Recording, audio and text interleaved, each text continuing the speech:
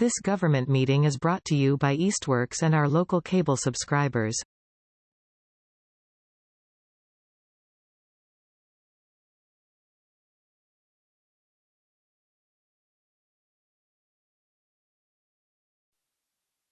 City Council meeting for Wednesday, June 3rd, 2026.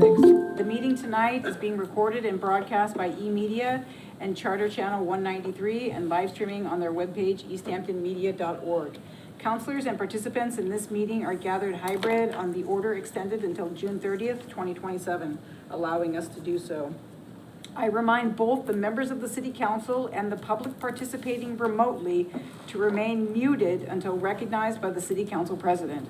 Also, for the members of the public, please remove your camera for the duration of the meeting unless you are participating in the public speak time or the public hearing. Thank you. This meeting is now called to order. Maddie. JP Kuzinski. Here.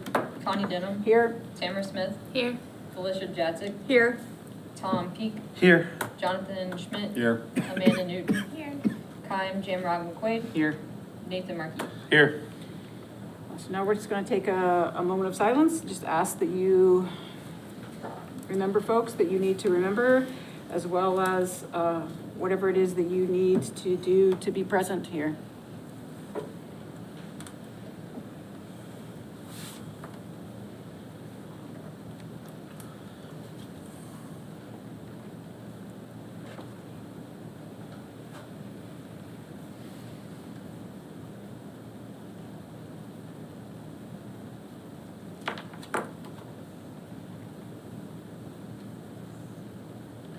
If you would like to participate in the Pledge of Allegiance, now is your opportunity to do so. I pledge allegiance to the flag of the United States of America and to the republic for which it stands, one nation, under God, indivisible, with liberty and justice for all. Thank you. We have no meetings to address. Public comments. This is the opportunity for anyone in the public, in the room or online, to address the council regarding any topic not listed under the public hearings. It's important for members of the public who are going to be speaking that we, as a council, are not able to respond to your comments because they are not on our agenda. You will have 3 minutes. Please state your name and address for the record. You will hear an alert when you have 30 seconds remaining. You will hear a second alert when your time has concluded. So at that time, please wrap up your final thought so that we can move on to the next person out of respect. We'll go ahead and start. So please state your name and address for the record. My name is Leslie Button. My address is 5 Fox Run, Easthampton, Massachusetts. Thank you, Chairwoman Denham and City Councilors. So, on Tuesday, May 19th, 2026, the membership of the Easthampton Democratic Committee voted unanimously to formally endorse the proposed Proposition 2.5 property tax override and vote yes for Easthampton.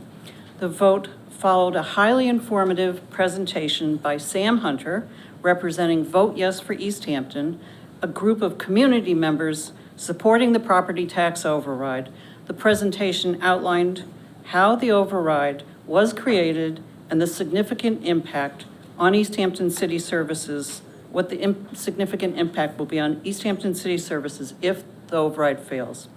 The impacts include severe budget cuts in local education funding, reduction in vital police service and police and fire services, and ongoing fiscal instability for Easthampton moving forward.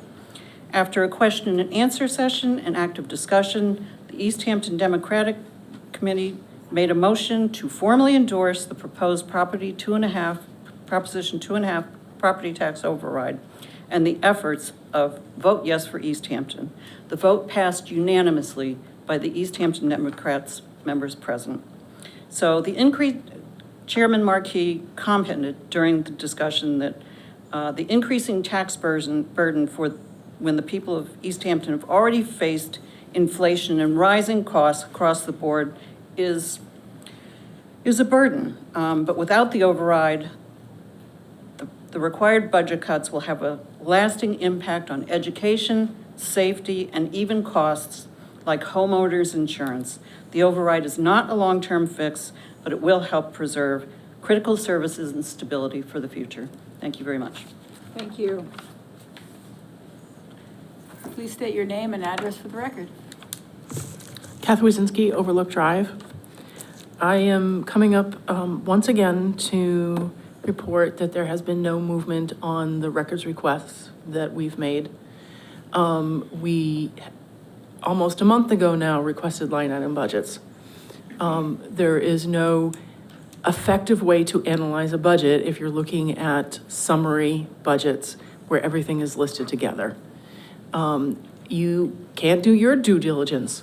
And unfortunately, you haven't for years now. So that's why we're sort of in this position. But you are the last line of defense against overspending. And we ask that you do your job and not just keep rubber stamping budgets.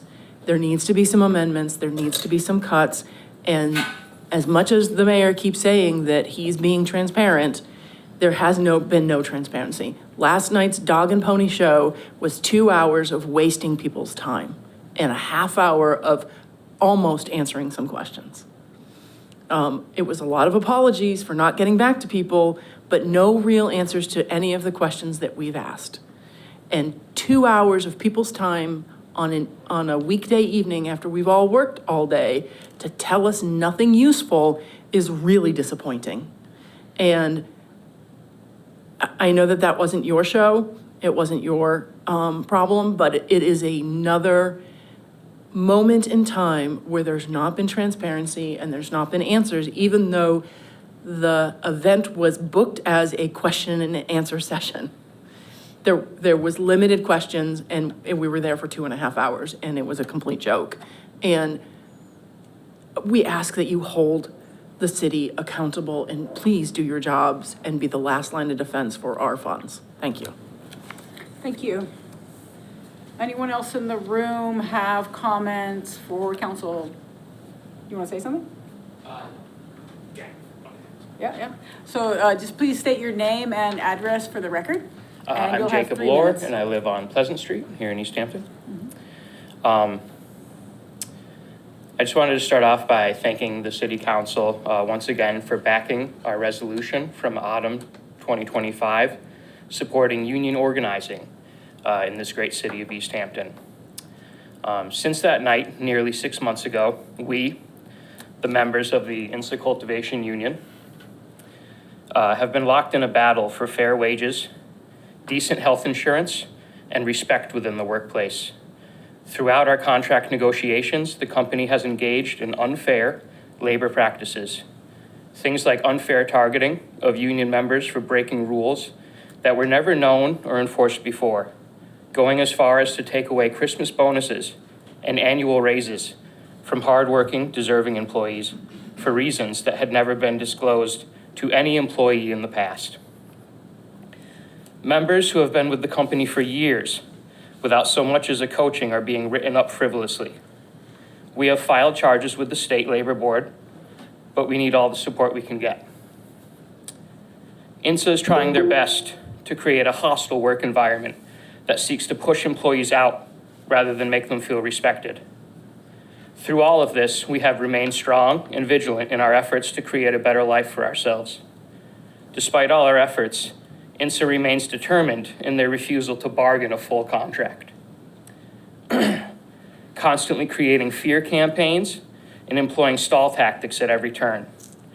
Needless to say, the battle has been hard fought, but it's producing fewer results than we deserve.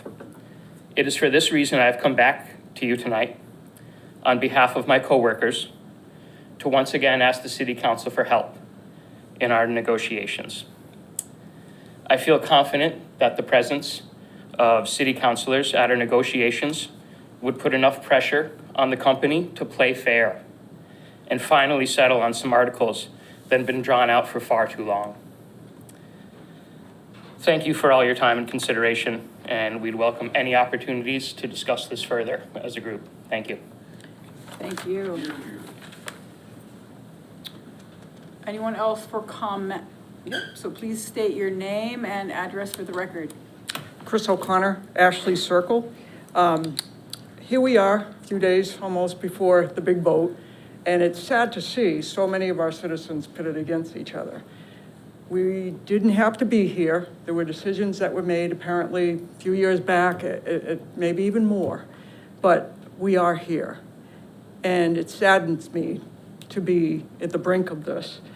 There's been a tremendous effort as I witnessed Councilor Denham and as well as Councilor Peak in trying to plow through a semi-presented budget that was not clear. It's full of mistakes. And it's unacceptable to think that we are receiving that from a mayor and then forced into a timeline that the citizens, have to vote on something that affects us all. It's absolutely unbelievable and it's irresponsible. And I hope that you hear that. It's like, we have great city employees. The ones that I've met, I had a chance to meet and whatever, I am impressed. It's not an us against them. We're just trying to understand like what's really going on and to be able to have a positive effect in our community. I think we all want the same thing, but this is not the way to do it. It's irresponsible. And fiscal responsibility is the first and foremost. There was someone on, I hesitate to mention her name, but she presented, and I think she forwarded that letter to all of you, as well as the mayor, of a synopsis of what it would be to, have a transition plan for this override, one way or the other. And then a 1 to 3 year plan, and then after.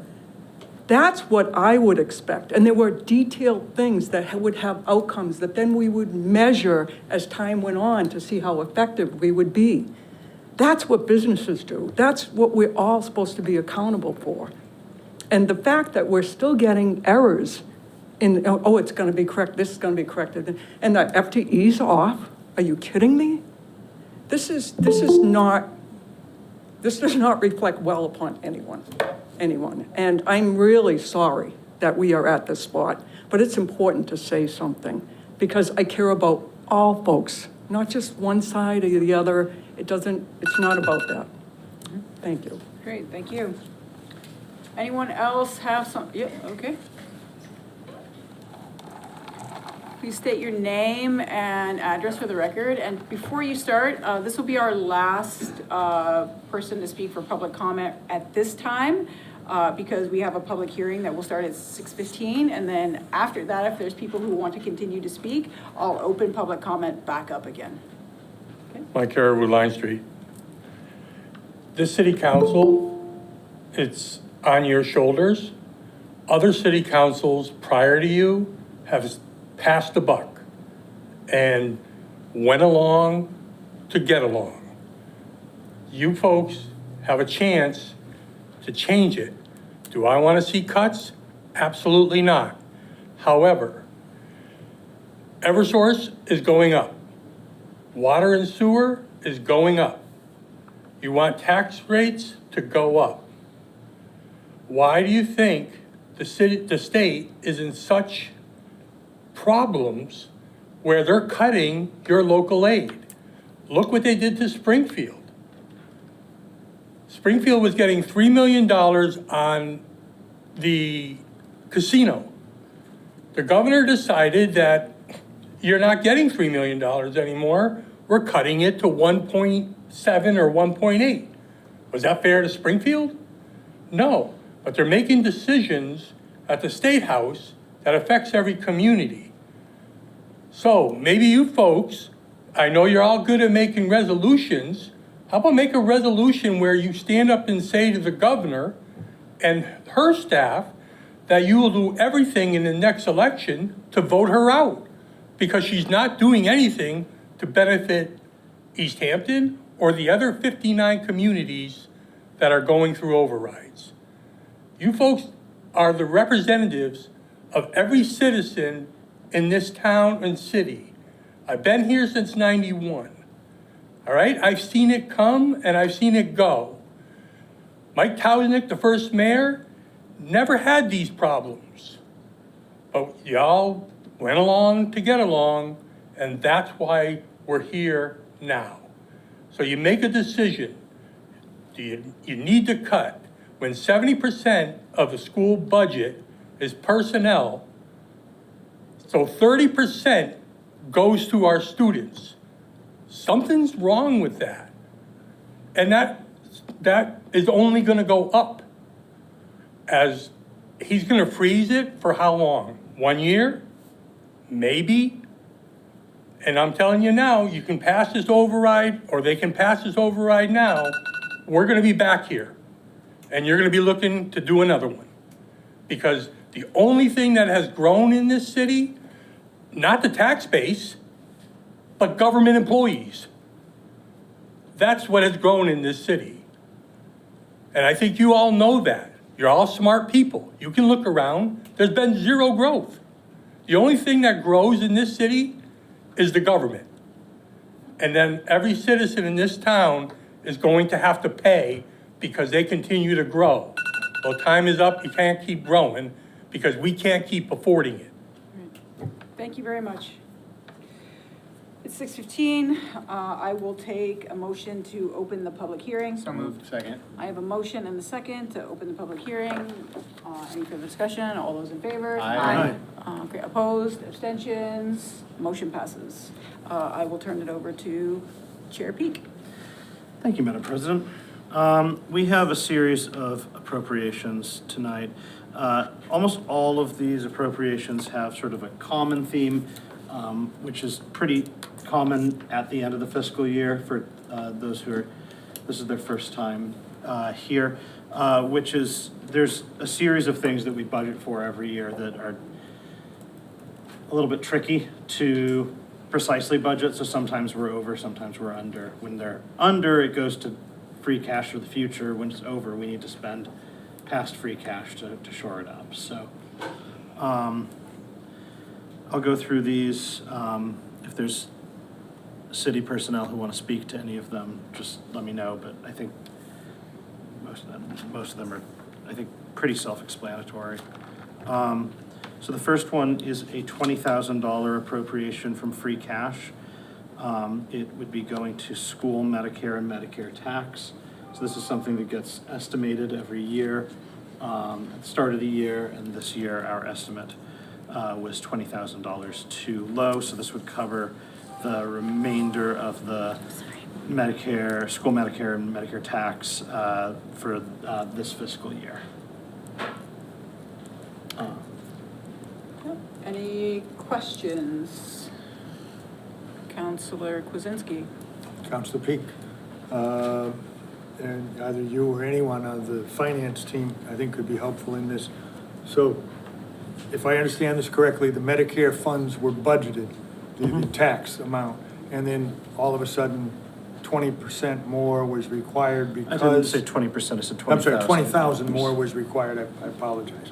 20,000 more was required because people take their lump sum, teachers take, and other staff take their lump sum payment, anyone who's eligible, early. That is, they get paid for the entire summer in this fiscal year as opposed to next fiscal year. So that money is needed in this fiscal year. How does that affect, may I ask, next year's budget?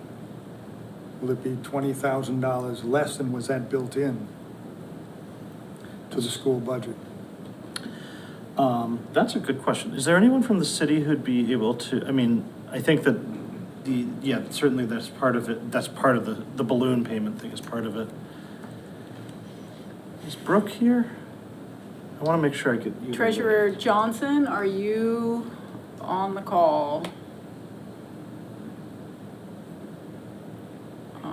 I do not see her. So what we can do is, if we have questions, we can, we're gonna have more appropriations at the next meeting, so we can call her back and, is that what do you want those questions answered? I think it's an important Yep. question to know, and for us people, I was hoping that before the override budget, this is an issue that, or the override decision, that this is something that we could address and say, well, yeah, we're spending it this year, but it's coming off of next next fiscal year's monies. Or it isn't coming off. But that it's a question that we should answer. That we answer it before the decision gets made. If this is the number of people who've put in, I think we have an obligation to pay them. Don't necessarily want to hold it up, but I did want to ask the question and see its implications.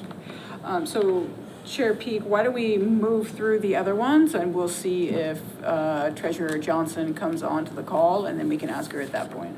That works for me. All right. Okay. The next one is $23,000, again from free cash, to the auditor's salary. I think that some of you recall that under the prior administration, the auditor's hours were reduced. And so the budget that we passed last year reflected that lower amount. Under this administration, the auditor's hours were restored to 40 hours a week, which means the auditor costs more money. Then, so we dealt with part of that in the winter, but this would be to cover the remainder for the rest of the fiscal year. Questions? Any counselors?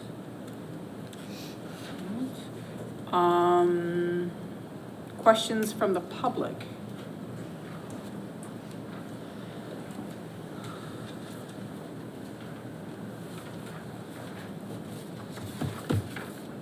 So I'm Kathy Wazinski, Overlook Drive. I'm looking at this appropriation and it looked like it was for both reinstated hours, which you talked about, and that makes perfect sense, and backlog. So I want to understand what that is. And I also wanted to ask, is our auditor and other professional level staff, are they salaried or hourly? Chair Peak? I can speak to the backlog thing. That's not a backlog of like hours or pay that was owed. That's that the auditor was working a significant amount of overtime to get caught up with the backlog that fiscally existed at the beginning of of this fiscal year, which we've discussed at length. Okay. Again, is she hourly or salary? Chair Peak? My understanding is that she is hourly, but I would want to get a confirmation on that. Right. Is Auditor Patel on the line?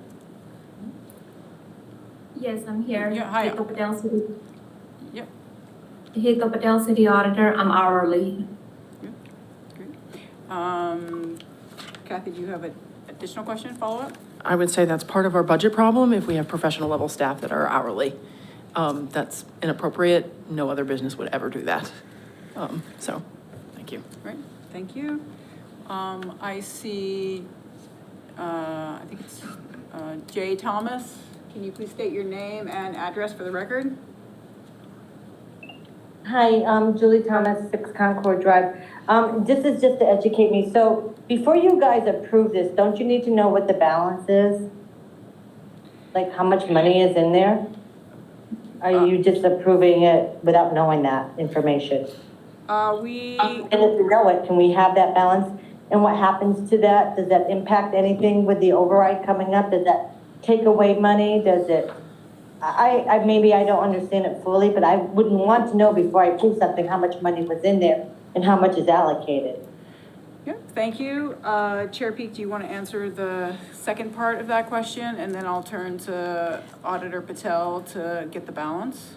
Sure. So yeah, free cash is essentially the surplus that we ran in the prior fiscal year. So that can come from either new construction that we weren't anticipating that adds to the tax rolls.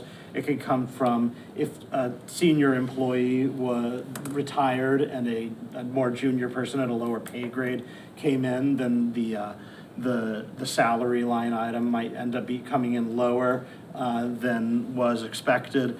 And so all of that free cash at the end of the fiscal year, it's then ideally like 4 months later, but in our case, it has, for the last few years, been somewhat delayed, but that's the money that ends up basically coming back if we ran, it's effectively the surplus funds from the prior fiscal year. And so what's pretty common is that at the end of the fiscal year, when there's things that where there were holes that need to get plugged, whether that's a underestimated amount of Medicare tax or an unanticipated repair that had to be made or things like that, these sort of one-time expenses, we tend to spend out of free cash for those things because those are things, it's not a good practice to spend free cash on things that you're going to have to spend again on next year because those are ongoing things. This is a little bit of an exception because it's salary. Going forward, the full 40-hour work week will be priced in to the salary that's in the budget, but because the budget under the previous mayor had the auditor working less hours, we needed to we need to find a place to add for those additional hours that I certainly think were pretty critical that they got worked this year. And so free cash is a pretty typical mechanism for a municipality to cover that kind of thing. Mm-hmm. Great. Auditor Patel, can you provide the balance for free cash? Yes, after all the applications, it will be $481,845.34. Great, thank you. Councilor Kwasinski, I saw your hand at one point. I just wanted to lend credence to Councilor Peak's mentioning that the auditor's hours were necessary for a variety of different purposes last year. I was in to see her regularly on a regular basis, an hour, 2 hours every single week. And there were hours that were required for her to look after a variety of issues, including the city's not having a treasurer in that position who could handle that aspect of the department. So that led to different reports not being, and then extra work for the auditor to try to keep it all together. There were hours that were required, they were important to have. I just wanted to reiterate that. Yep. To support Councilor Peak on that. Great, thank you. Councilor Jamrock McQuaid? Thank you, Madam President. For clarification, I know that we've done this before, but I guess I'm just wondering if it's best practice, like, for these hours to have already been worked and for us to owe that money versus like coming for an appropriation ahead of time. Like, I know that there are probably reasons regarding this being from free cash versus a stabilization account or something like that, but could we just speak to that a little bit? Sure. Councilor or Chair Peak? Yeah, I would say that under normal circumstances, I wouldn't consider this sort of thing to be an ideal practice. I would say that when the hours were reinstated by the then acting mayor, that this was a thing that was communicated with us, and we had an opportunity to push back, but I don't think that anyone did, because I think we all understood that we were behind on our finances and that the auditor needed as much the resources that as many resources we could get to get caught up. And I think that, as frustrated as I am about a lot of the news about our fiscal situation and the override happening when it did, I think that if we had not provided those hours, it likely would have arrived later. So it's certainly not something that I regret making that decision.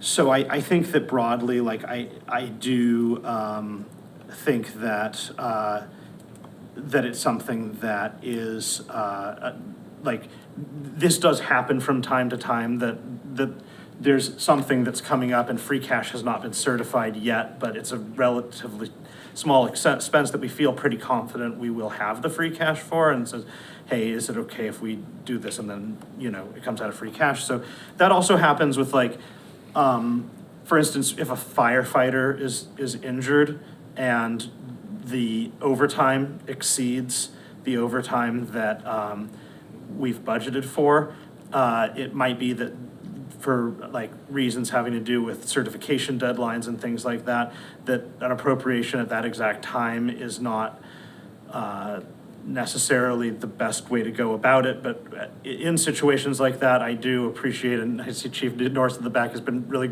good about hearing, like hearing this when we've said it over the last few years, that like a heads up about that kind of thing is definitely helpful, because it means that when other appropriations come our way, we can say, we can have it in the back of our heads that this is probably eventually going to happen.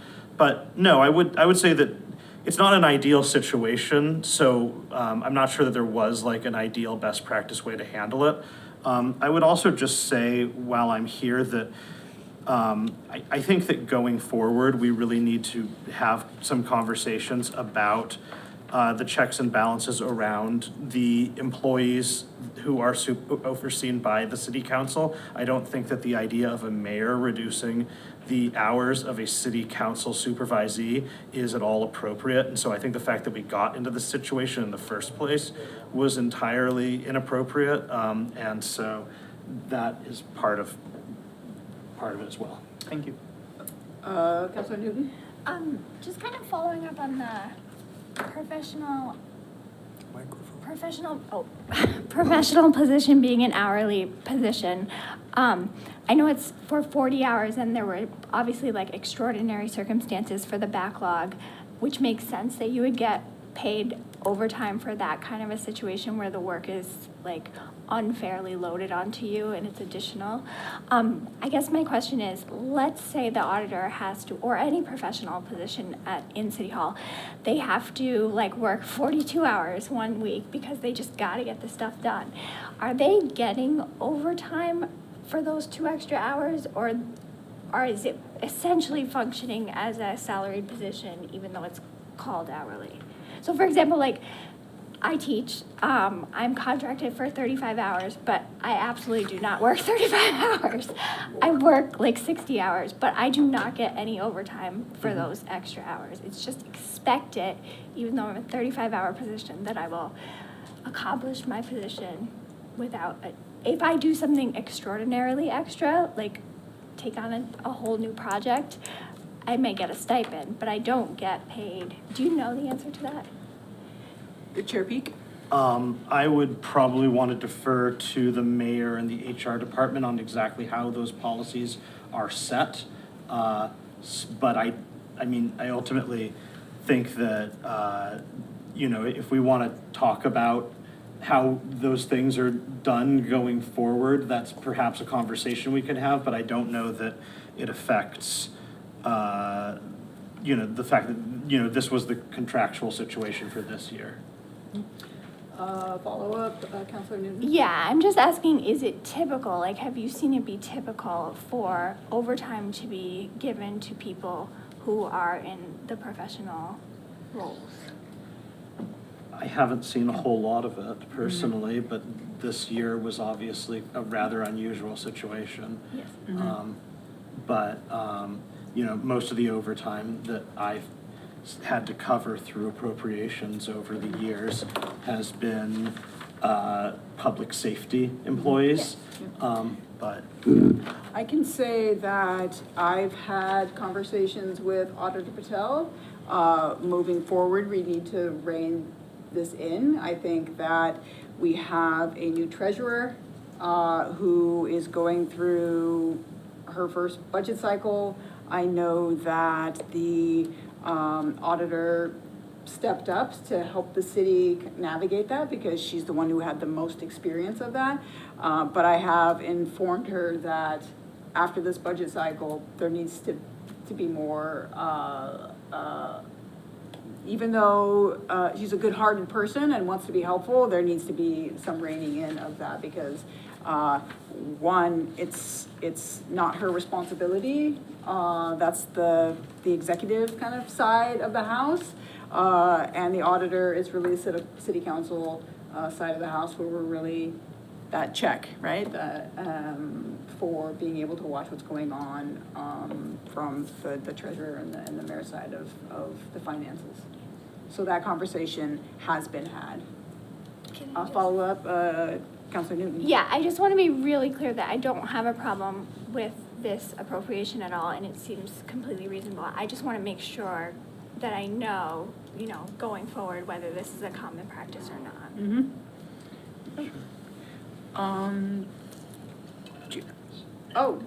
Counselor Schmidt. Thank you. I just wanted to clarify what I heard from the city auditor, and for anybody else who might not have picked it up exactly, that figure for free cash that was offered, that was if all of these appropriations are approved tonight. I see nods. Yes. Thank you. Good job.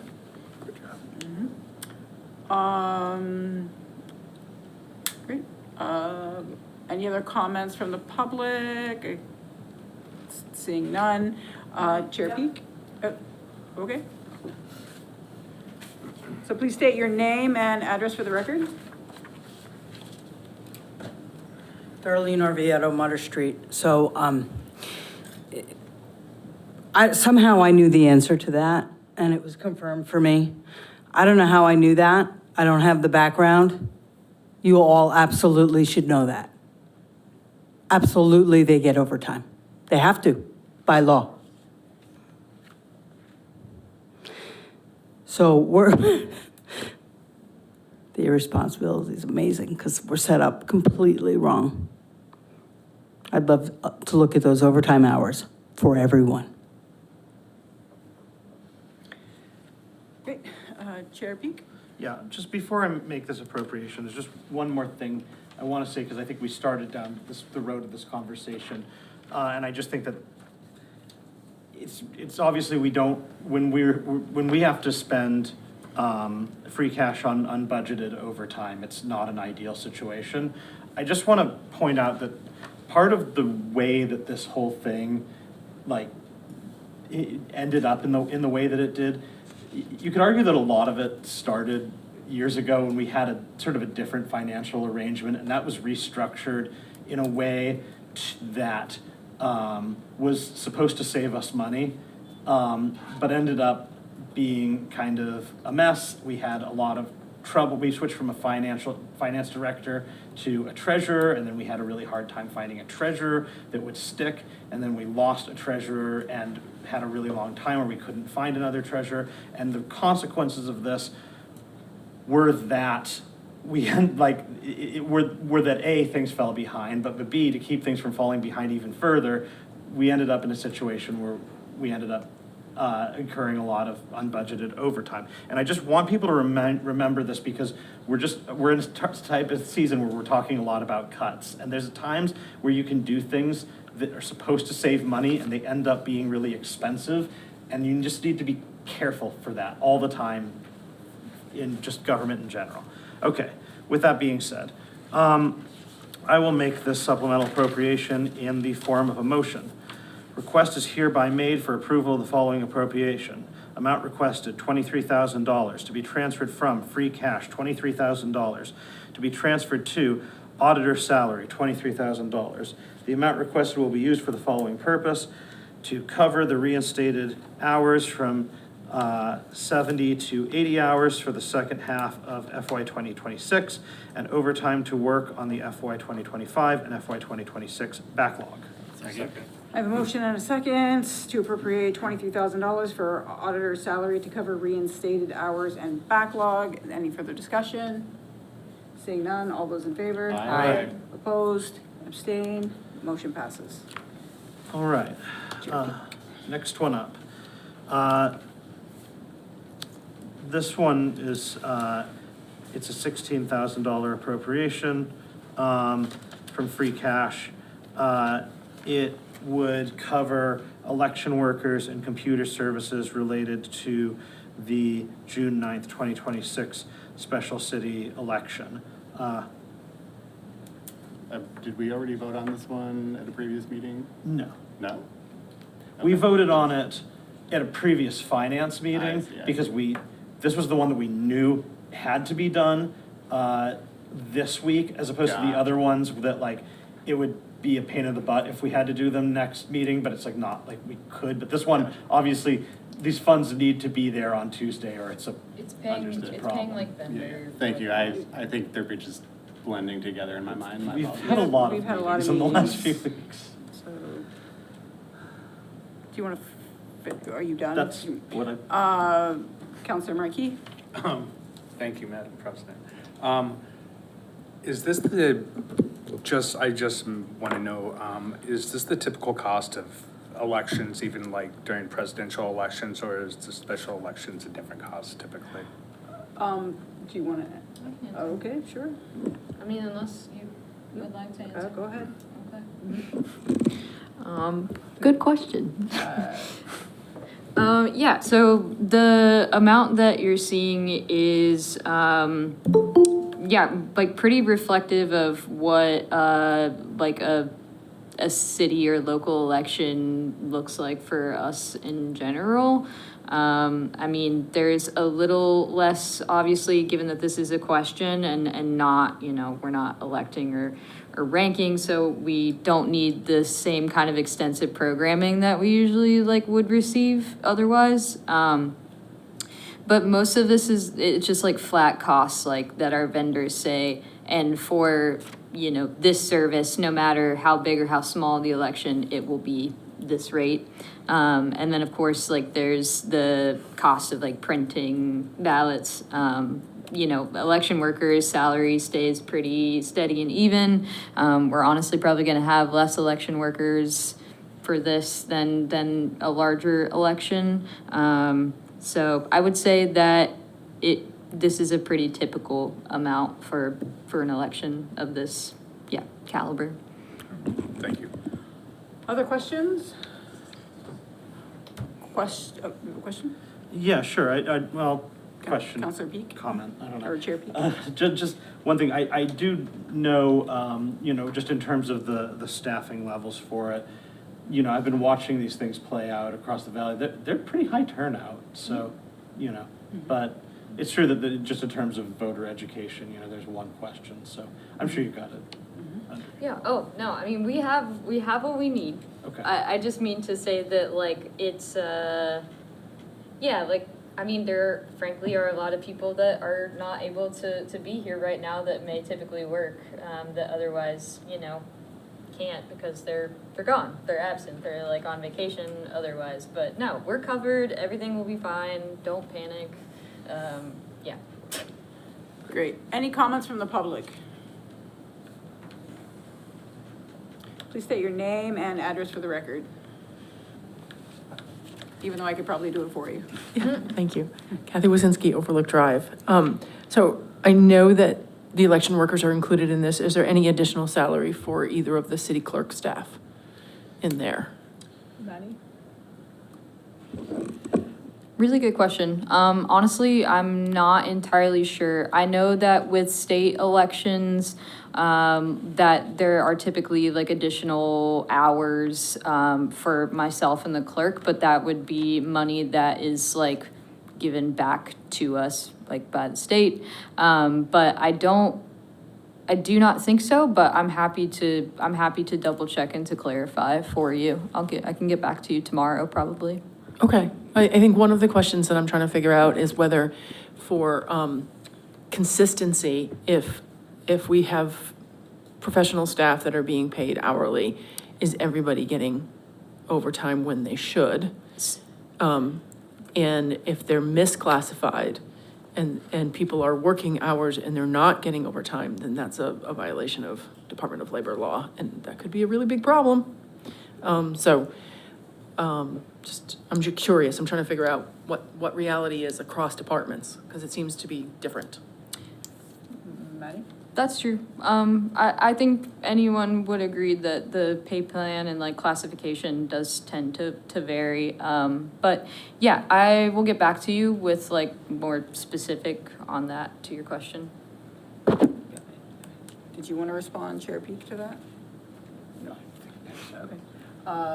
Counselor Schmidt? Thank you, Madam President. I just pulled up the budget that was sent to us by the city clerk. One of the lines is $550 for city clerk's office, extra hours, election day, and prep.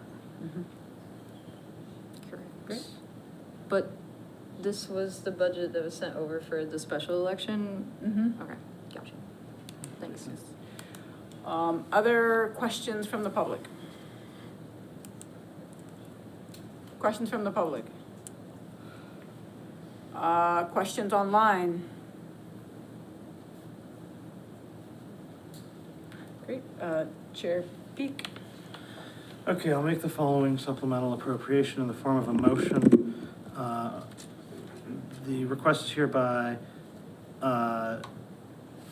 made for approval of the following appropriations. Amount requested $16,000 to be transferred from free cash, $16,000 to be transferred to election workers, $11,500, computer services, $4,500.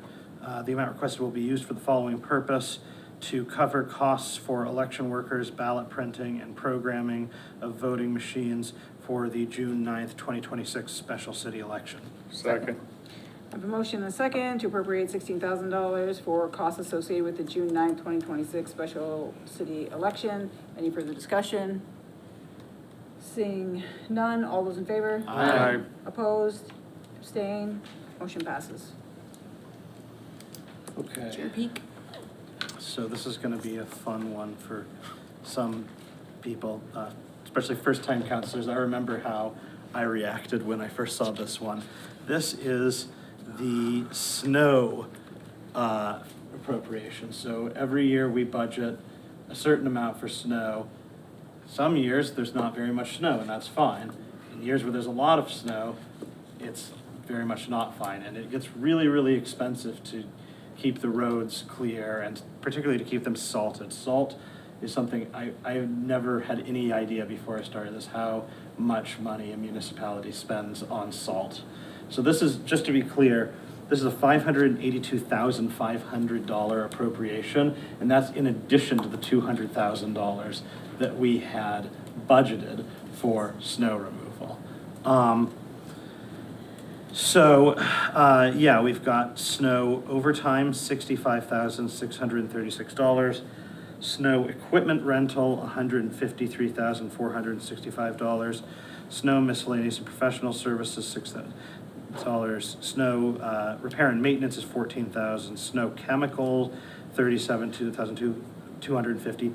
Salt is $241,375, and then plowing is $64,174. So that is what we are looking at for the shortfall from snow and ice removal. Director Nuttleman, I see you on the line. Would you like to speak to this item? Good evening, everyone. Greg Nuttleman, Director of Public Works. I think the first thing I want to say is let's hope, that was the worst winter we've seen in a long time, and I hope it's a very long time before we see another one like that. I did take a look at the appropriations for FY25 and FY24 for snow. FY25, we needed an additional $321,230.45 to close the snow budget. I'd say, I don't have exact figures on precipitation amounts and things like that, but we did see a very significant amount. I would probably fairly safe to say at least 100% more snow in in this winter than we did in the winter that encompassed FY25. That coupled with the general increases we've seen in salt over the last few years kind of got us to this point. So, Director Nuttleman, was there a shipment delay in salt that also contributed to the increase in cost for salt? Yeah, we tend to encounter those from time to time. I don't know if it was this winter or last winter. There was a fairly significant ice storm that went through the Rust Belt there, Tennessee, and things like that, and some snow shipments were redirected to that area. And has been, all these years start to blur together for me, so I apologize, but there has been some challenges in getting snow at certain times over the past few years. I'm sorry, not getting snow and getting salt. Yeah. It's been a long day. Well, that is a problem too, but Yeah. Snow is always a problem. Right. Question, Vice President Jadzik. Thank you. I'm curious, Director Nuttleman, I heard Chair Peak mention one of the line items was for miscellaneous services, and I'm just curious if you could tell us a little bit more about what that is for. For the most part, that would have covered police details that were necessary while we were hauling snow. It's not something you usually see. We generally don't have to haul a lot of snow. Knock on wood, we don't get another winter like this, but this year we were forced to haul snow during the day, and that requires assistance from the police department over and above what they're able to do on a normal shift. Councilor Newton? Is snow similar, I mean, not snow, salt. Is salt similar to like airliner fuel where you can have contracts that last several years? Or is it something that can be purchased like in the summer? Like, are there better times to purchase it if you're purchasing in bulk? Is there anything that can be done? We can only store so much salt in our salt shed at the highway department. So what we'll do is at the end, we'll try to make sure the salt shed is full towards the end or close to full towards the end of the winter season to make sure we have enough on hand given any circumstances outside of our control that could be occurring once the next winter season is on the horizon. If there's challenges with being able to get salt deliveries, so and doing that, we're able to kind of take advantage of the things usually don't go down, right? So we're usually able to take advantage of the prior fiscal year's price to the extent that we're able. Councilor Smith, I saw your hand. Yes, I was just wondering if it's feasible to consider other alternatives to salt that might be less expensive, but also do the job, such as sand, in some of the less traveled roads of Easthampton. Director Nettleman? Yeah, I mean, we do.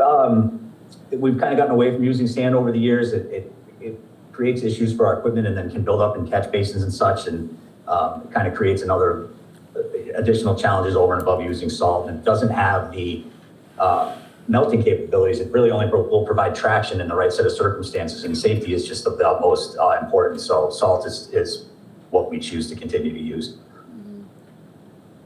Councilor Smith, do you have a follow-up? I was just really wondering what the rationale was for the salt versus other aspects. So if it's a safety aspect, my question was answered. Great.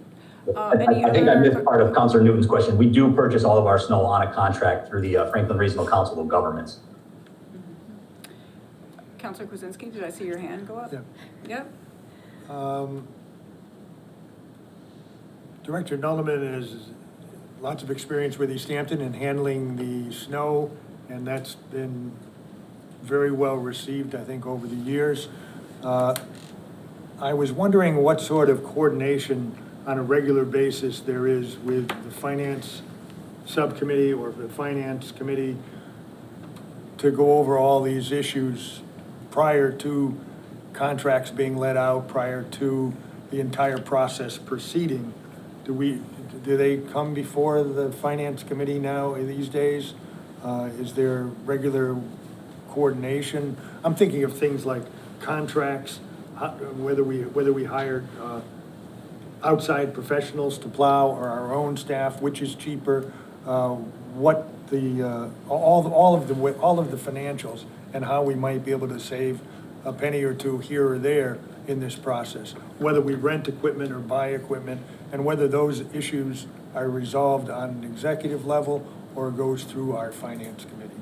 Chair Peak, do you want to respond to that? Sure. I think that those are all conversations that could happen and that perhaps that I hope are happening in other places. But I would say that just if we're talking about the finance committee as a body, I really like our basic functions are A, to approve a budget, and then B, if people have to spend outside of that budget to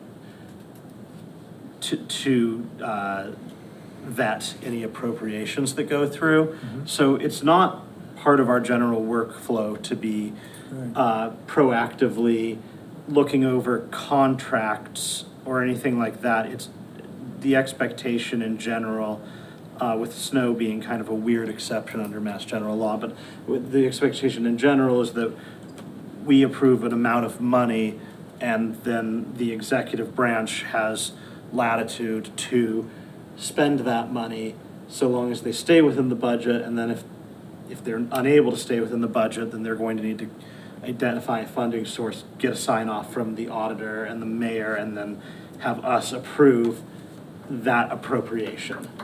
Yes, City Council and Finance, we don't cover day-to-day operations. Right, and this I feels like understand. hang on a second here. And so like Chair Peak said, this also comes at the end of the year. And so a lot of these things we just see at the end because that's the way the Mass General Law it has us do this, right? So, but Counselor Kwasinski, do you have a follow-up question? Well, I know when I was on Finance Committee a while back, it's been many years since I've been on Finance. And one of the things we did was go into the Department of Public Works and look over the records and ask for the contracts and look for the various expenses. And it was just something we did. It wasn't like a regular thing, and I wonder if something like that were routinized, if we might have a better handle and be able to be participating in the process of any savings. Maybe there are ways to be helpful. Similar to the way we handle reports quarterly from the auditor, reports quarterly from various departments, such as the fire department, and that may be, the Public Safety Committee handles that.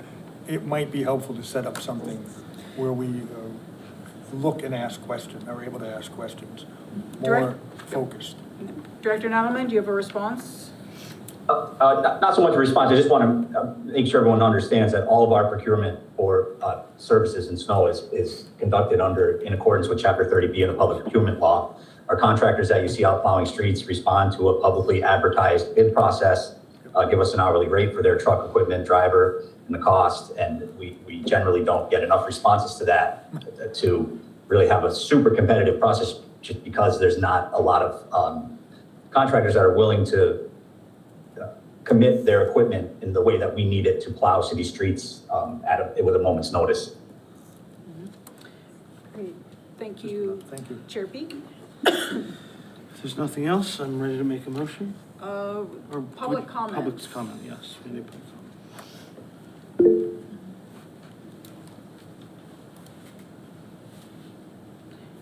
Please state your name and address for the Mike record. Carroll, Line Street.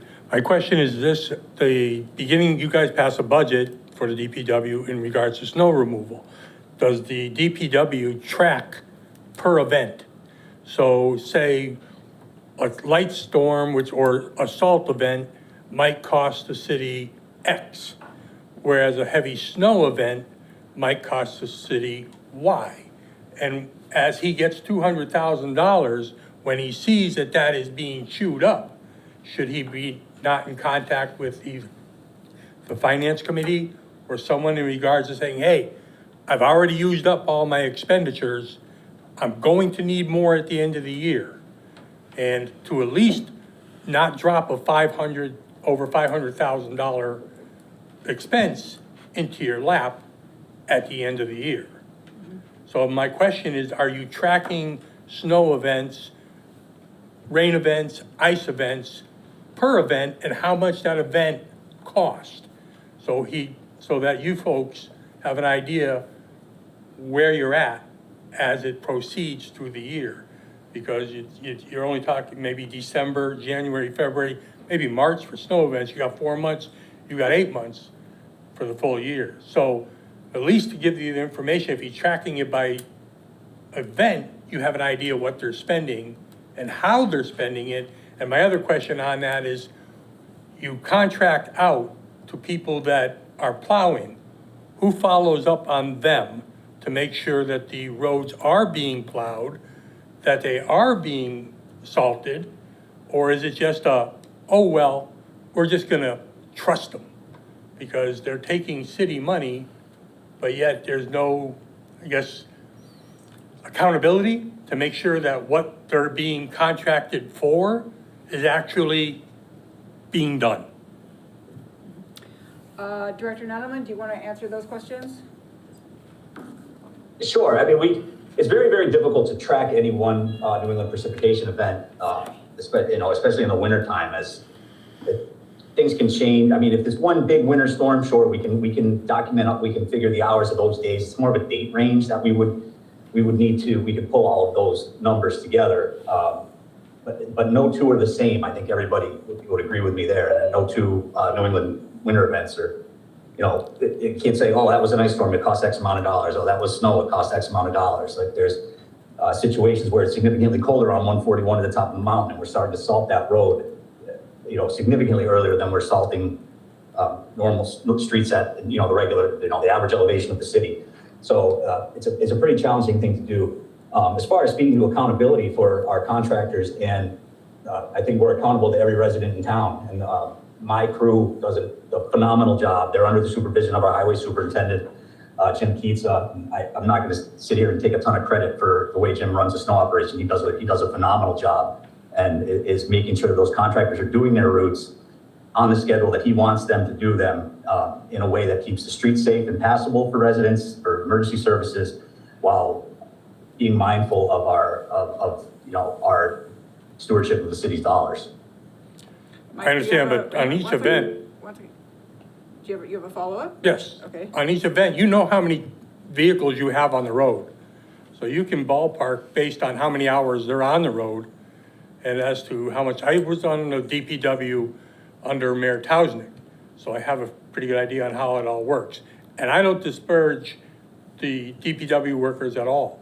In fact, I'm concerned, and I was gonna bring this up at another meeting, in regards to the landfill, the Oliver Street, that I can guarantee you that, So hang on just one second, we're talking. I know, let's stay focused on I this. mean, I was gonna go to the DPW meeting because I'm concerned about the safety Okay, of yep. those two workers. Yep, no, I appreciate that.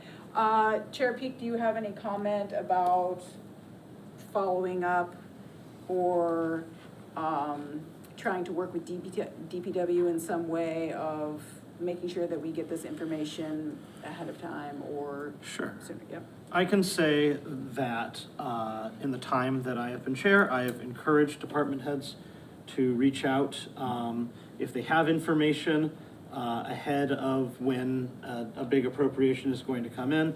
It's great to just have that information and just to forward it to my colleagues as well, just so that if another appropriation comes across our desk in the meantime, we at least have some knowledge that there might be something big coming, and that might inform how we view other things in the meantime. I don't believe that under the charter there's any requirement that people do that. Perhaps someday there will be, I don't know, but like, it's certainly something that I encourage everybody to do as information becomes available. So I'll continue to encourage people to do that. That's all I can do. Yep. Julie, please state your name and address for the record. Julie Thomas, 6 Concord Drive. So the gentleman who just spoke actually touched upon the questions that I had, but I do have a couple more. And again, this is education on my part. What budget does this come out of? And how does this impact our next fiscal year budget? What is the impact to it? Because that's a pretty large sum. And do the contractors, they must have already paid their employees. So do they bill us so much later that this is such a large sum? 1 second.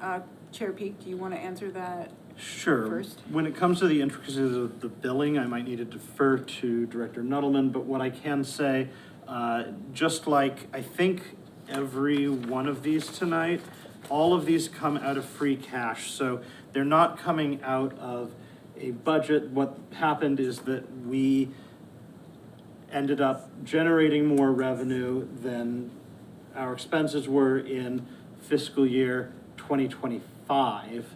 And so this is the free cash of that past fiscal year that's now been certified.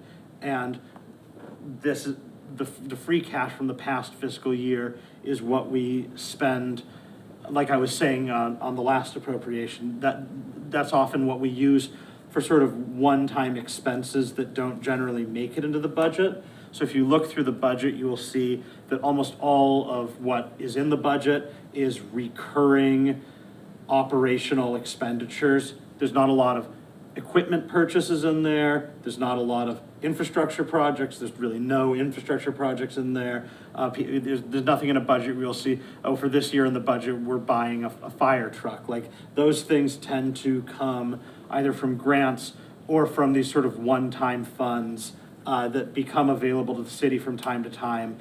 The most prominent of which is free cash, which is the surplus funds from the prior year. We could have a broader conversation about that practice. There are things about it that I do sometimes worry what happens in the year where We don't have a whole lot of free cash, you know. So there's some broader questions, but in terms of the budget, this is not coming out of the FY '26 budget. It's not coming out of the FY '27 budget. It's the surplus from the FY '25 budget. Thank you for that. Director Nadelman, do you want to respond? I'm sorry, what was the exact question? What was the second part of that? It was about the billing The and billing, whether yeah. this had already been spent or how this whole thing works with the billing for these expenses. So it's a process, we follow the same process every year, where once we're done, we're reasonably confident that the winter precipitation season is over, we follow up with all of our contractors, make sure we've gotten every bill for every service or material that we received, and that we have the numbers, and then the auditor's office and us and my staff in DPW, we work together to make sure we've got that number together, and we submit, one time. We all have some pretty significant workloads here. We're talking about staff hours being cut, and then working towards, we're doing these things. If we were to do an appropriation for snow midway through the season, that's more hours that staff in this office whose hours are being cut, and staff in the auditor's office whose hours could potentially be cut, will be consumed. We're only people, and we're doing the best we can with what we have. Great, thank you. Any other questions? Chair Peak? All right, I'll make the following request in the form of a motion. Request is hereby made for approval of the following appropriation. Amount requested $582,500 to be transferred from free cash $582,500 to be transferred to snow overtime $65,636, snow equipment rental $153,465, snow miscellaneous professional services $6,600, snow repair and maintenance $14,000, snow chemical $37,250, salt $241,375, school plowing $64,174. The amount requested will be used for the following purpose. The Department of Public Works has experienced a shortfall of $582,500 in the snow and ice removal budget for fiscal year 2026. We are requesting funds be transferred from free cash to cover this deficiency. Second. So I have a motion and a second to appropriate $582,500 for snow and ice removal for FY 2026. Any further discussion? Seeing none, all those in favor? Aye. Opposed? Abstain? Motion passes. Chair Peak? Okay, this next one is a rare school appropriation. It's $60,182.16. The way it was explained at the finance meeting, we lost a school nurse partway through the year. We had to hire another school nurse because there's requirements around these things. Initially, that hiring was done through a staffing agency. So the initial $48,529.16 in the contracted services section of this was that. Eventually, we ended up actually hiring this individual, but then had to pay. So that's the additional $11,653. The budget going forward will reflect the inclusion of this position, but it's, it is what it is. Any questions from counselors? Counselor Kwasinski. Just a question on the school nurse. And since we don't have line item budgets for all the positions that we look at when we consider our budget, I'm not sure if this person is employed by the city or employed by the schools or how they are paid. Can you clarify that? My understanding is that, well, for a while, this individual was a contractor for the school, and then they were hired, and at this point, they're within the education budget going forward. Counselor Kwasinski, do you have a follow-up? Thank you for the clarification. Is it typical that we would pay free cash for this type of of an issue? Chair Peak? Well, I think that typical is not exactly the right word. I think that historically, when these sorts of things have come up, the schools have had revolving funds that they've used to cover these sorts of things. As you might recall, under the last administration, they were encouraged to spend down those revolving funds and to come to the city for free cash when they needed, when a shortfall happened like this. And I believe that you and myself and everyone that was there, you know, they were very nervous about that process of, you know, part of just getting through that fiscal year without losing a bunch of teachers was assuring them that, you know, when these things did happen from time to time, that we would treat them like any other department that found themselves in a situation like this. Councilor Kwasinski? I thought we were mostly speaking about things like a special education student would come in and that person would require specialized services be sent out, could cost the city $75,000 or $100,000, enormous amounts of money, which would dip into the school reserves. That's the kind of backstop I think we wanted to provide. The discussion of a school nurse never came up as a budgeted position and hiring them out to contract.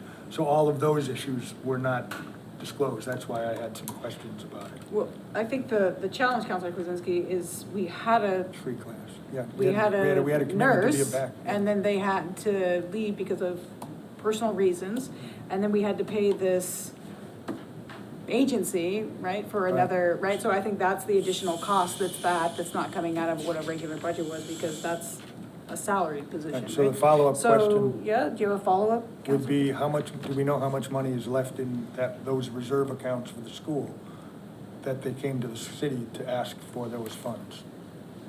I don't think we're talking about the reserve accounts right now. I think we're. That's normally where they would get the money, right? I don't think that they have the funds, I'm sorry. I didn't mean to interrupt. Councilor or Chair Peak. Yeah, you need to ask the school, but I don't have those balances in front of me. But my understanding is that this is going to be a thing that happens from time to time anymore because they spent down the funds that they used so that they, unlike the other departments, didn't have to come to us when some unexpected cost comes.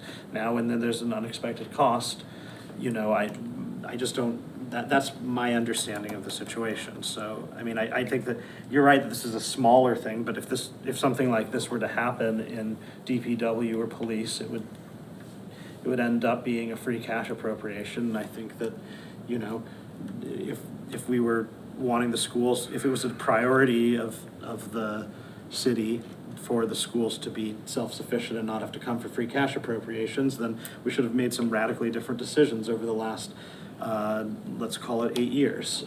So it is what it is. Councilor Jammer Clayton? Yeah, this might be a stupid question, but I guess I'm wondering if us losing the school nurse has contributed to any of the free cash that we saw in this fiscal year, and like, does that potentially offset any of this expense? Chair Peak? I'd need to speak to the superintendent, but my understanding is that it was more of an extended leave situation, so it's not clear to me that there were substantial salary savings, but that's what I recall hearing yesterday, but I don't have any like details in writing on that beyond what I heard from the superintendent. Okay, thank you. When I said yesterday, I meant whenever the meeting was, Right. Monday. We've had enough meetings. All of our days are blurred together at this point. Anyone from the public have comments? Julie, please state your name and address for the record. Julie Thomas, 6 Concord. You shouldn't approve this unless you know if they don't have the money or not. You don't know for sure. You guys just said we don't really know what they have, why they're coming to ask it. So shouldn't we know what they have left in their budget before we give out of this budget? I mean, wouldn't you do that with any other department? Say, hey, you know, what do you got left? Okay, you can't handle this? Okay, yes, then bring it forward. But you guys don't know. Chair Peak? Yeah, we don't generally even see appropriations unless they go to the auditor and the auditor makes the determination that they're necessary. So that's not generally a part of our workflow because that tends to happen before it comes to us. Have been times where departments have brought appropriations that I've heard that they brought the appropriation forward and the auditor declined to bring that appropriation to the full council on the grounds that they thought that they could handle it. So I see Auditor Patel is raising her hand, so maybe, but I'm just gonna say, like, it's generally assumed on our end that if there was a different and better way to handle this, that we won't even be seeing these sorts of things. Right, but I'm just saying. Hang on, Julie, hang on. Julie, You would one want second. Julie, 1 second. Auditor Patel, can you please weigh in here? Yes, Heta Patel, City Auditor.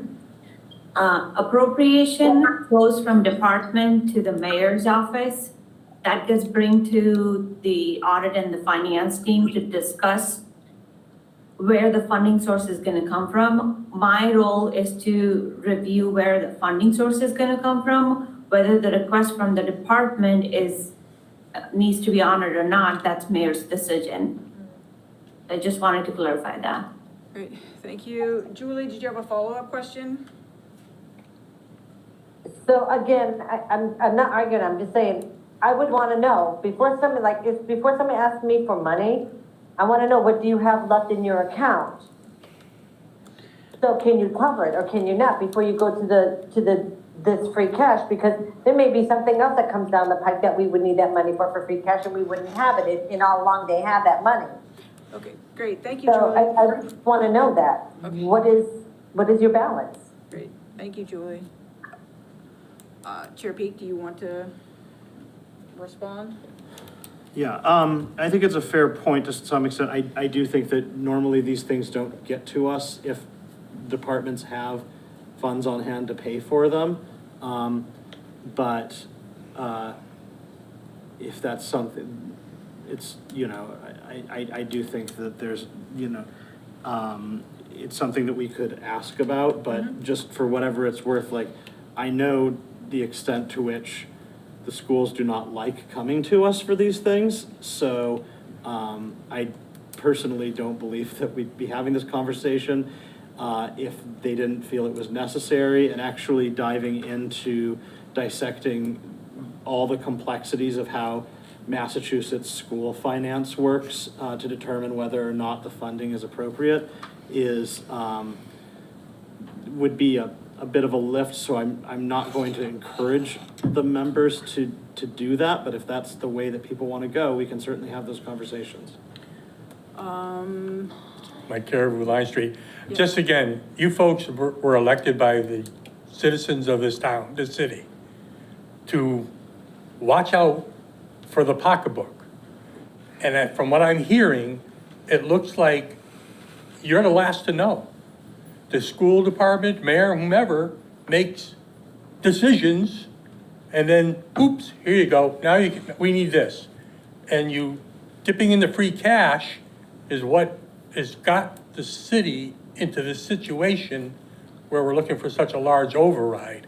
I think that there needs to be better communication to you folks. You manage the purse strings in this city. And if they're just bypassing you and sending you a bill and expecting you just to pay it, something's wrong. If somebody sends me a bill, I want to know what it's for to the 10th degree before I pay it.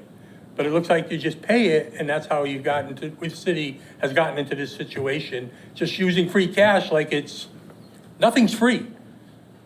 That money could be used into this year's budget or into another budget, which was maybe, I don't know the technicalities, you probably do, but you're responsible for the city's purse strings, and yet it looks like the other departments in the city don't keep you folks informed. School committee, Hunter, I've been raising my hand. Sorry, Aren't the counselors supposed to be called up first? yeah, sorry, Thank you. yeah. Counselor Newton? I actually think it's a fair question of whether there is money. I think that is a question that should have been asked by the finance committee. So I think I don't feel comfortable voting for this until we have that answer. Maybe we can have school committee Hunter, I think they might have. Would you like the answer? Yes, I'd like the answer. Yeah, hi, everybody. I'm Sam Hunter. I'm on the school committee, and I just happened to be here tonight. So the appropriation request, the superintendent did write up a 1.5-page rationale for this. Do you want me to read it, or like what would be helpful? Yes, please share the information that's relevant. Okay, so Easthampton Public Schools respectfully request a supplemental appropriation to address unanticipated expenses related to maintaining required nursing services following an extended medical leave and subsequent resignation of a nurse educator. So essentially, and I'm just going to paraphrase a little bit, a district nurse educator went on extended medical leave lasting approximately 14 weeks. To ensure uninterrupted student medical coverage, the district secured a licensed nurse through a temporary staffing agency at a per diem rate. Following the leave period, the nurse educator resigned. The position was posted, the temporary agency nurse applied and was selected as the most qualified candidate. The selected nurse brings over 20 years of professional nursing experience and has provided strong continuity of care at Mountain View School. So there were 3 unanticipated cost areas. 1 was the per diem agency rate for approximately 14 weeks of coverage. 2 was the agency placement fee, which was a one-time $6,000 placement conversion fee paid to the staffing agency. And 3 was the salary differential due to the nurse's experience level. Placement on the salary schedule is higher than the previous nurse educator. So the request was for an appropriation of $60,182.16 to cover temporary expenses, one-time agency placement fee, and salary differential. And the costs were not anticipated, and we don't have the the funds in our budget because of out-of-district, kind of end-of-the-year out-of-district unanticipated student placement costs. Great, thank you. Councilor Schmidt. Thank you, Madam President. I was just looking back at the notes that I took from the finance meeting when the education department presented to us. And so fortunately, I do have some relevant information.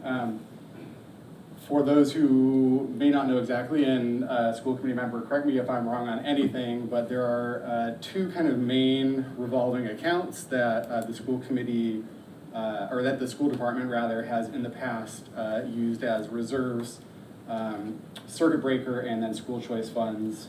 Historically, my understanding is that the school department essentially applies those monies each year to the school budget, and then they get backfilled by the state at the end of that year. And so the money is kind of constantly revolving, right? And so for this question did come up in our meeting, and so for circuit breaker, for the coming budget year, they're planning to use all of their remaining circuit breaker funds, leaving roughly $100,000 for unexpected needs that come up in the following, during that budget year. And then in the school choice funds,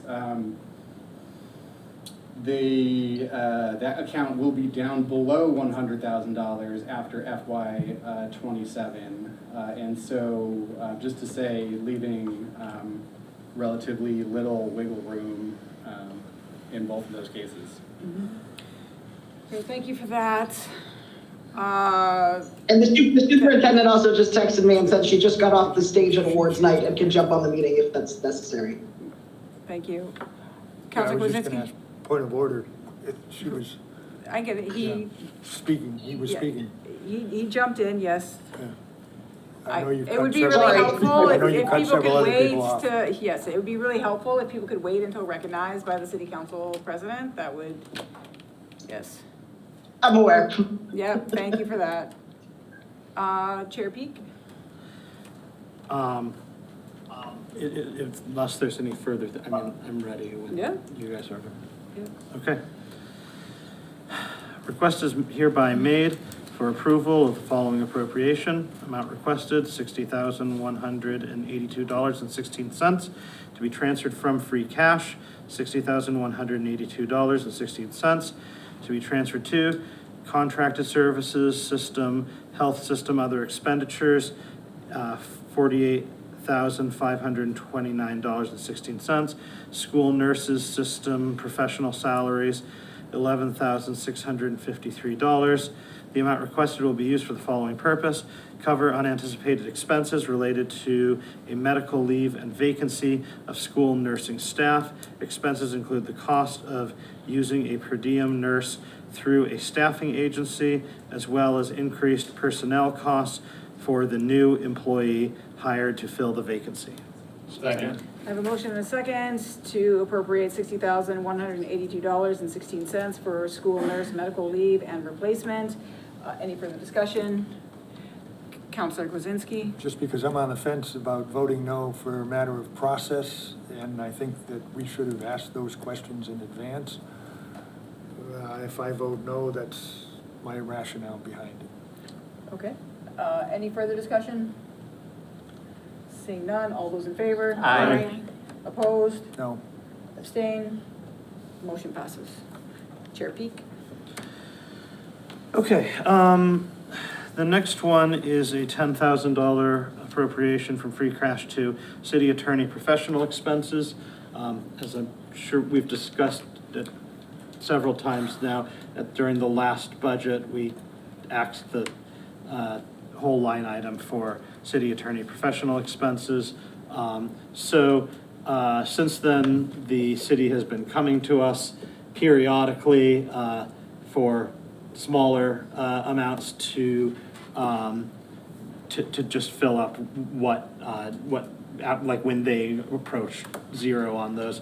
So they believe that an additional 10,000 will cover the remaining expenses for the rest of this fiscal year. And I believe that going forward, that item will just be a budgeted thing. So I don't think this is going to be a thing we do forever. Yep. But yes, that's about what it is. Any questions from counselors? Counselor Kwasinski? I just wanted to reiterate that when we dealt with this last fiscal year at the budget time, this was an item where costs of attorneys were sometimes, we heard figures, correct me if I'm mistaken, anyone, $250 an hour, $300 an hour or more for attorneys' services. And we were running upwards of, I think the request was $75,000 or $80,000, and without any check or balance from the council. We established this new budget, and it took some effort to be able to make the adjustment, get the line item reduced. We did that. I think we need to continue that process to keep the mayor's office in line with expenditures in this item, in this line item, and it gives us the authority to work with the mayor's office from time to time on various issues and some leverage. So I would encourage us keeping it, just to, Yep. if I misheard what you were saying, Councilor Peak. Any other questions from counselors? Counselor Smith? I hear what you're saying. I agree with you. And I'm just wondering, what were the legal fees that need to be paid? What were the specific legal fees that needed to be paid? I'm not sure. I do not know that. I mean, there's a lot of different legal stuff that's going on at any given time around all of the stuff that we're doing with the easements, various things with HR contracts and things like that.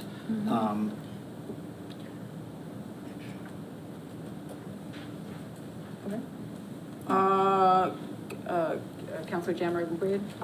Thank you, Madam President. I guess just related to the concern that Councilor Kwasinski raised, do we know if this money has already been spent and we're being asked to cover this cost, or is are we providing hours for future use?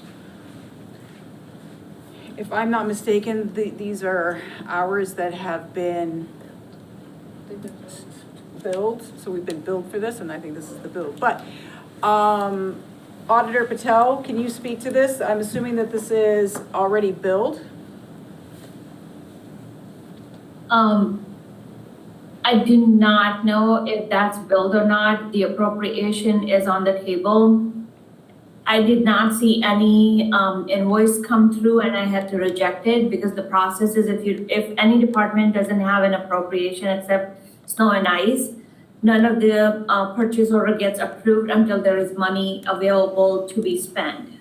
So I can't answer it. Invoices are in the mayor's office at this point. But they didn't come through my desk. Counselor Newton? Again, I feel like this might be something that we shouldn't approve if we don't know that answer. Council, or Chair Peak? My understanding from the Finance Committee was that this was the anticipated cost to cover the remainder of the bills that were anticipated to come in for this fiscal year. Any other questions? Anyone from the public? Please state your name and address for the record. Kathy Wisinski, Overlook Drive. I like the idea of monitoring the legal fees as we've done this year. There have been a number of years where we've spent excess money on legal fees, in large part because there have been errors in various departments that could have been avoided, and I think this helps us keep track of them. For instance, school committee error with the hiring of the superintendent, that cost us a lot of money in legal fees. Errors within the ZBA in terms of, or planning board in terms of approving plans that we later get sued by community members. So I think monitoring it like we have been is appropriate. Also, I would just point out that there has been a records request regarding legal expenses before the city for about a month now, and last we checked, it had not been processed. Any other comments from the public? Chair Peak, how do you want to proceed? I'm ready to make a request. Okay. A request is hereby made for approval of the following appropriation. Amount requested, $10,000. To be transferred from free cash, $10,000. To be transferred to city attorney professional expenses, $10,000. The amount requested will be used for the following purpose: to cover the remaining fiscal year city legal expenses. Second. I have a motion and a second to appropriate $10,000 for city attorney legal fees. Any further discussion? Vice President Jadzik? Thank you. I'm of a mind to agree with Counselor Newton on this one. I think I personally would like to know, if this is something that, like, what this aligns to in terms of invoices. So I am leaning towards voting no on this one, not because I don't think we should be paying for our legal fees. I absolutely believe that we should pay for what we, use, but I think we need a little bit more information on this one. Madam President? Counselor Kwasinski? I also am of a similar mind and would like to be able to suggest that we continue the hearing on this matter and on the first matter that was presented to us, and that we just bring that up at our next meeting. I'm just throwing that out as a possibility, that we continue till we get those answers. Chair Peak? Facing the idea of this failing and it being a whole thing, I will withdraw my motion and instead make a motion, provided that the second is withdrawn, to continue this until our next meeting. Second. Who seconded this vote? I think guess I did. you did. Would you like to remove your? I will withdraw my second. So you withdrew your second. I second.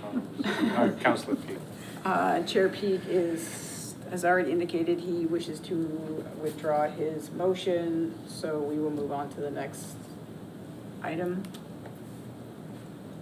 Chair Okay, Peak. great. So just matter of process, are we going to have to make a vote to continue these two items? I'm not sure. We're gonna wait to see if Treasurer Johnson comes on the line for the first one, but at this point, All right. I don't think I have seen her, so. Okay, well, so the last one, this is an $8,700 appropriation, also from free cash, For park site improvements, it's specifically for the rental. It says 12 months on the appropriation, but that was corrected. It's 14-month rental for a maintenance office trailer. As many of you are probably aware, the facility where a lot of the parks workers were working is not there anymore. And so there's going to need to be a long-term solution there, and there's the city says that there's a plan in place to reach that, but it's not going to happen in the next 12 months. So they are going to be renting a maintenance office trailer at the cost of $8,700 so that those people have a safe and sanitary place to work. Questions by counselors, from counselors? Seeing none. Questions from the public? Seeing none. Counselor Kwasinski? Just thought about other possible locations, and I'm sure there's been a review of other possible locations for temporary setup. But that's not related to this item? So if there was, I'd like to hear a review, that was my request, of any other maintenance office trailer location, and any other maintenance office locations that could be utilized by the Parks Department. They could, let's say, a school or some other place. I didn't know if that was something that we should be thinking about, and just ask the question, or just approve the expense. Chair Peak? Is Director Mason on the line? Maybe he can expand what the plan is here. Director Mason, are you online? Yes, I am. Yep. Director Mason, do you have comment regarding Counselor Kwasinski's question? To tell the staff to go a couple miles away when all the equipment is right on site next to the trailer would be a complete waste of time. So having an office, not having a building at all, and then spending $615 a month to have them have a spot where they can actually get out of the elements is the short-term plan. And hopefully within the 12 months or 14 months for this appropriation, we can see a resolution where our staff is being taken care of.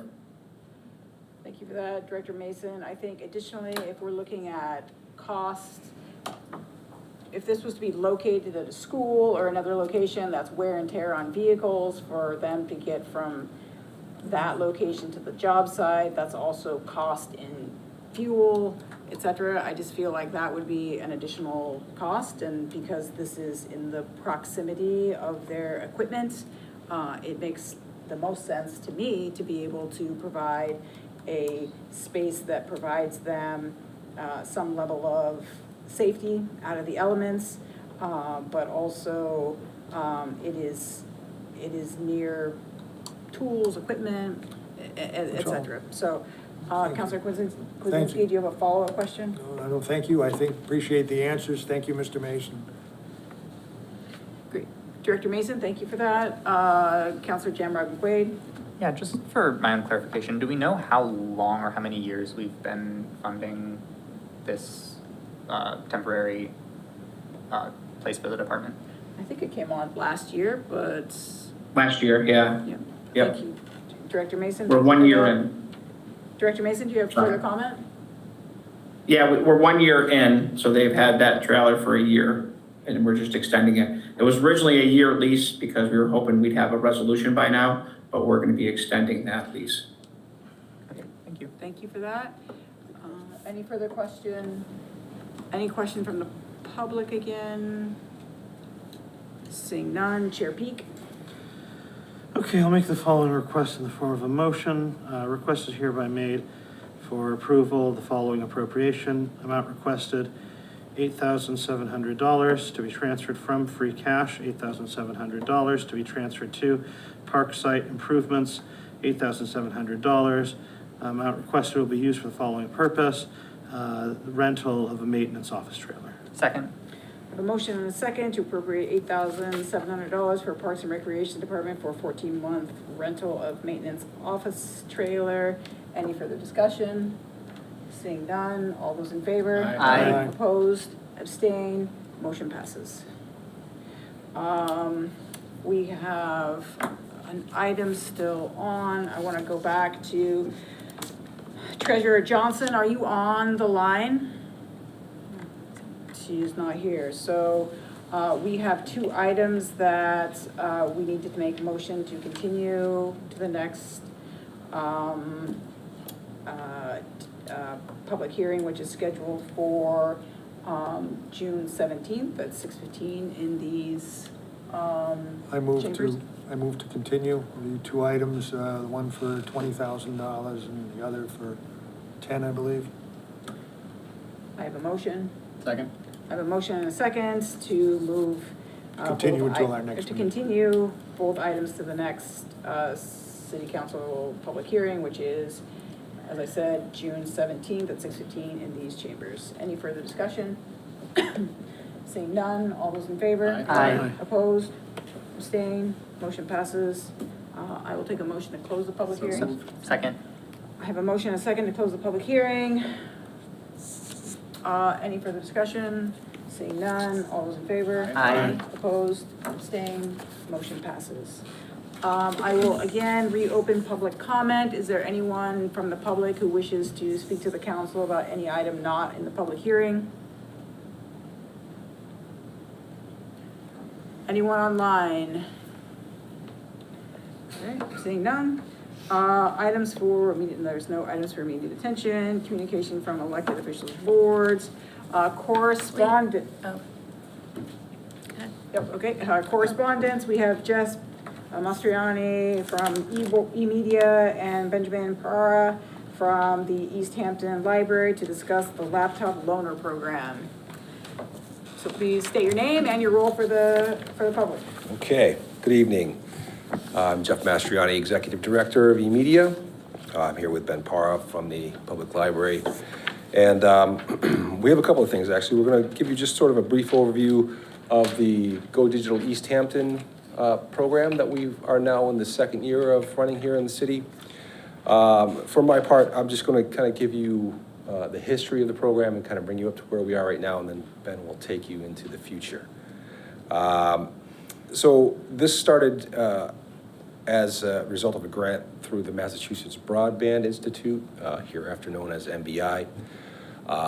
In 2023, they announced a program, the Municipal Digital Equity Implementation Program, and the city very quickly jumped on the opportunity to get a grant to fund a study then to create the Digital Equity Plan. They hired VHB, a consulting firm out of Watertown, Mass., who I know has worked on other projects here in the city as well. We completed that plan in March of 2024, and actually Easthampton was one of the first municipalities in the state to do that. And that allowed the city to apply for the implementation grant for up to $100,000, which they received. And we began the program in earnest in November of 2024. Currently, we have a citywide partnership with eMedia, the city's IT department, the Council on Aging, Veteran Services, and the library. And the core program efforts really focused on digital literacy, access to internet-ready devices, and a learn-to-earn program, which the participants could take a 9-hour program and after finishing that program would receive a free Chromebook.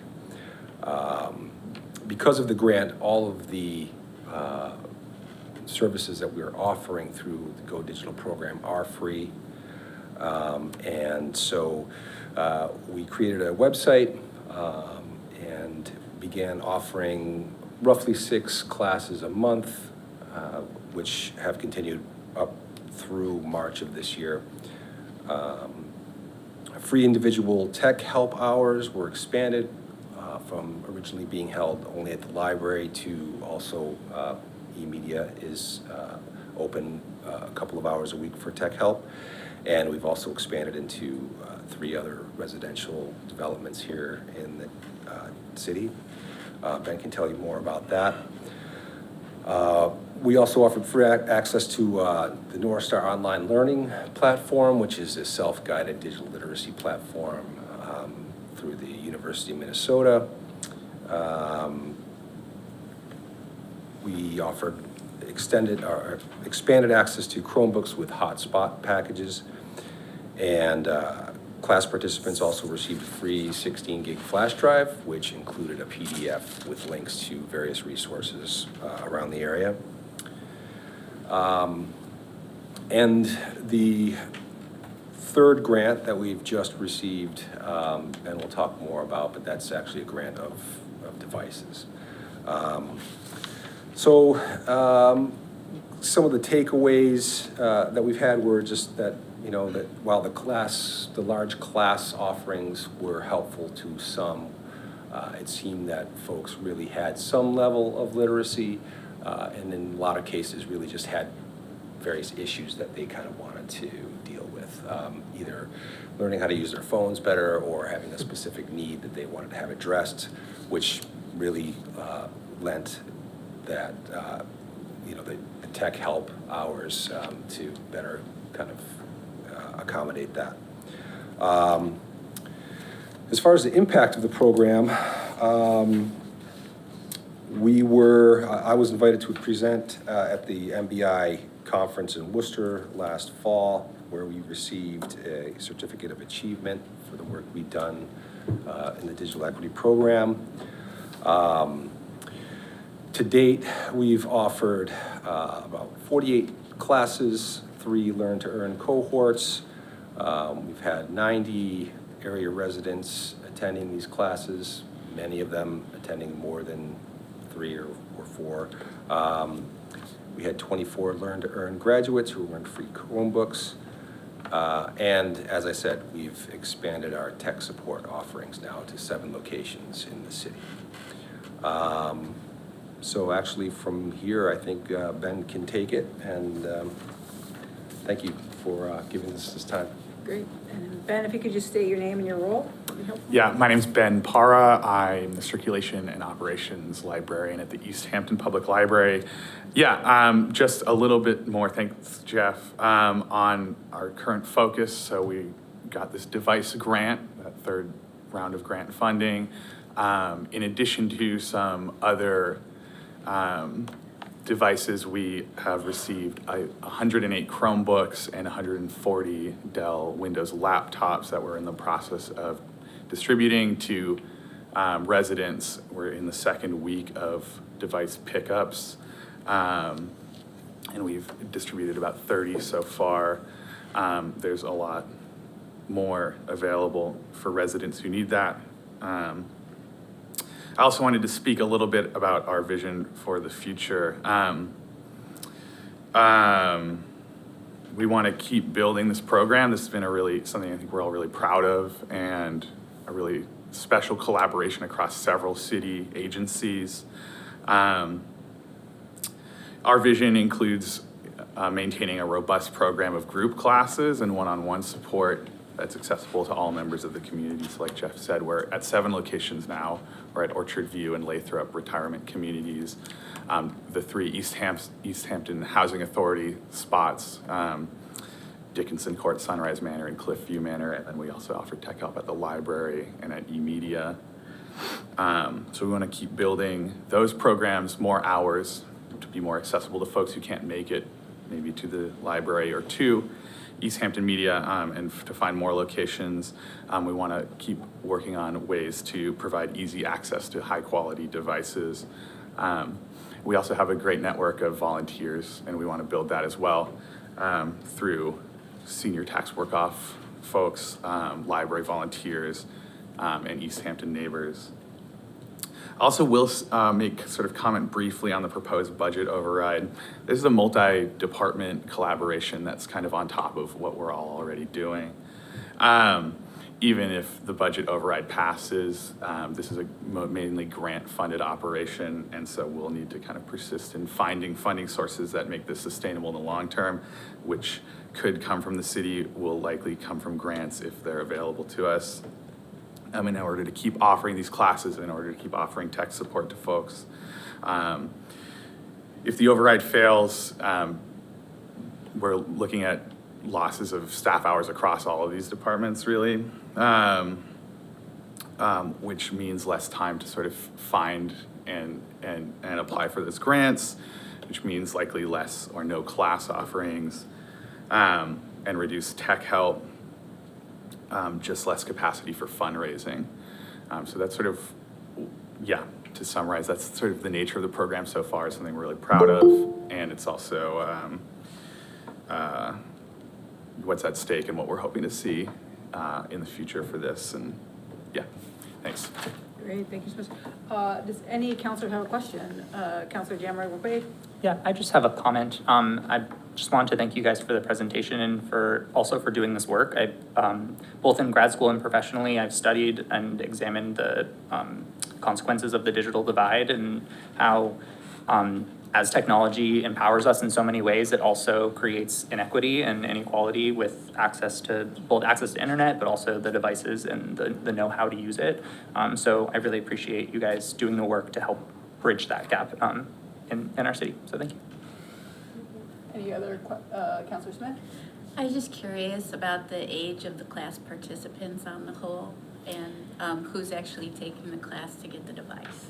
That's a great question. Actually, I would say primarily they're senior folks in the community, really through the efforts of the COA, and that's been really kind of one of our few marketing vehicles that we can get the word out to folks. So that's what we're seeing right now. We would love to expand and get a younger participation. I think with this device lending program, we're going to see that kind of even out a little bit, where we have folks who need to upgrade devices for work or what have you. So. Also, if you want to read the digital equity plan, it is on the website, in the About section of the website. Great. Any other questions? Seeing none, thank you so much. I appreciate your time. I did have correspondence. I think we skipped over it. No, you're. Okay, just making sure. Okay, Vice President Jadzik. Thank you, President Denham. I'd like to make a motion to suspend the rules to allow Auditor Patel to present to the council. I have a motion. Second. I have a motion and a second to suspend the rules. All those in favor? Aye. Opposed? Abstained? Motion passes. Auditor Patel, you wanted to give a presentation. I think that after last night's discussion with members of the community, you wanted to provide some information. Yes. Can I be a host to share my screen? Yes, one moment, please. Go ahead. Okay.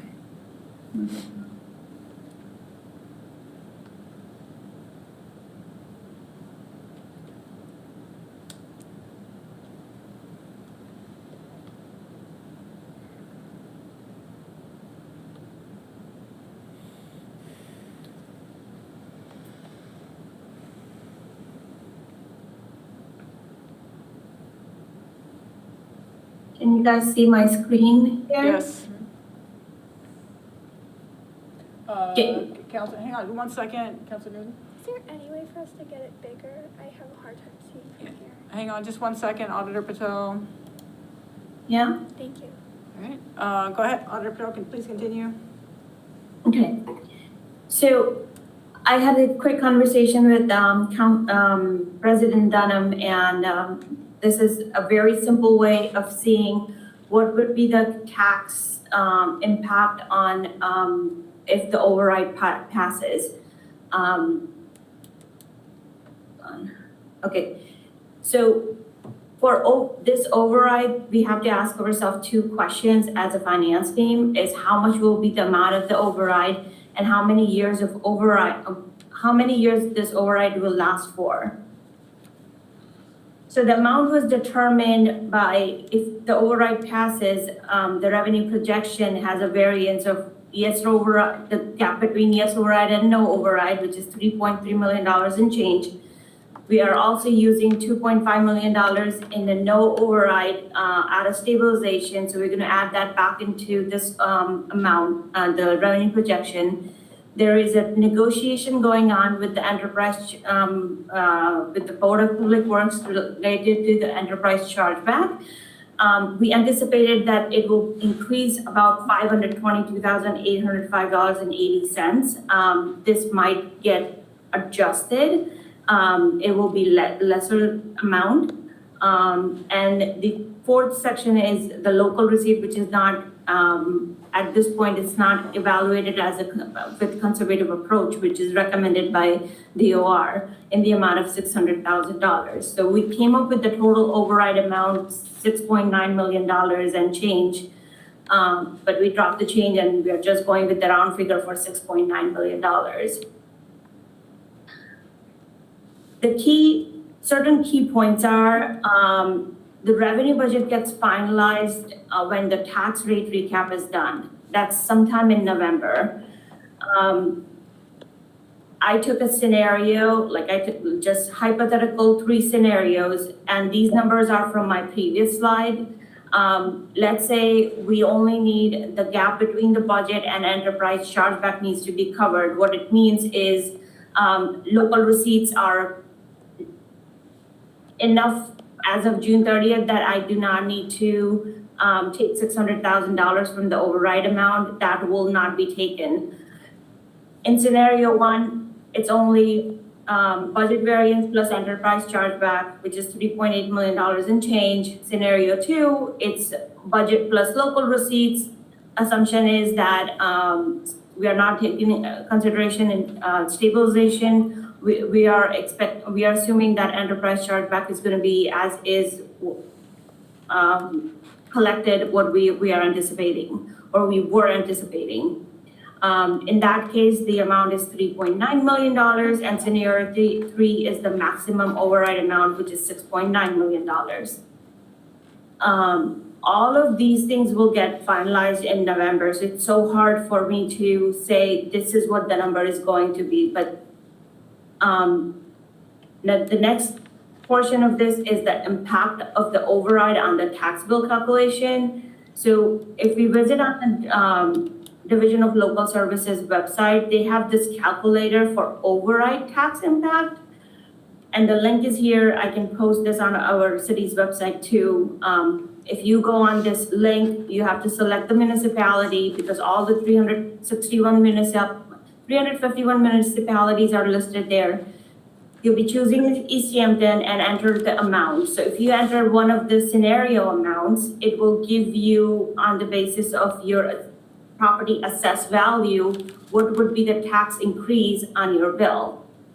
So what I did here is, just for the presentation purposes, I took this $3.8 million up top here where it says enter the amount to adjust by. I took the scenario 1 and hit calculate, change the town to Easthampton, put the dollar amount, hit calculate, and it gives you the assessed value here and your tax bill. Let's say the assessed value is $250,000 of your property. The impact would be $362.50. The second scenario, same assessed value is $250,000. Your bill will be increased by $370. If we end up using 6.9, which is not the intention, because the second question is that how long this override is going to last. Our projection is that this override is going to last for at least 3 to 5 years. What it means is that the taxation, which if your property is, let's say, $450,000, it's going to be $1,200 if it's full $6.9 million. It's not going to hit in this upcoming fiscal year. It will be for next 3 years or 5 years, depending how we end up being in the financial situation in upcoming years. So in the conclusion, I just explained, if we if any of these scenario becomes the reality in November, your property bills would go somewhere from $362 to $655 for the property assessed value of $250,000, or for 450, it would be $652 to $1179. Great, thank you for that. Counselor Newton? I just want to make sure I understand this really clearly. So back when we picked the number or when Mayor Derby presented us with the number, we had a lot of discussion about whether we needed to have a second number and all that kind of stuff. And I know at that time you weren't available. But are you saying that potentially the amount of increased revenue that we take in due to the override could just be 3.9 million?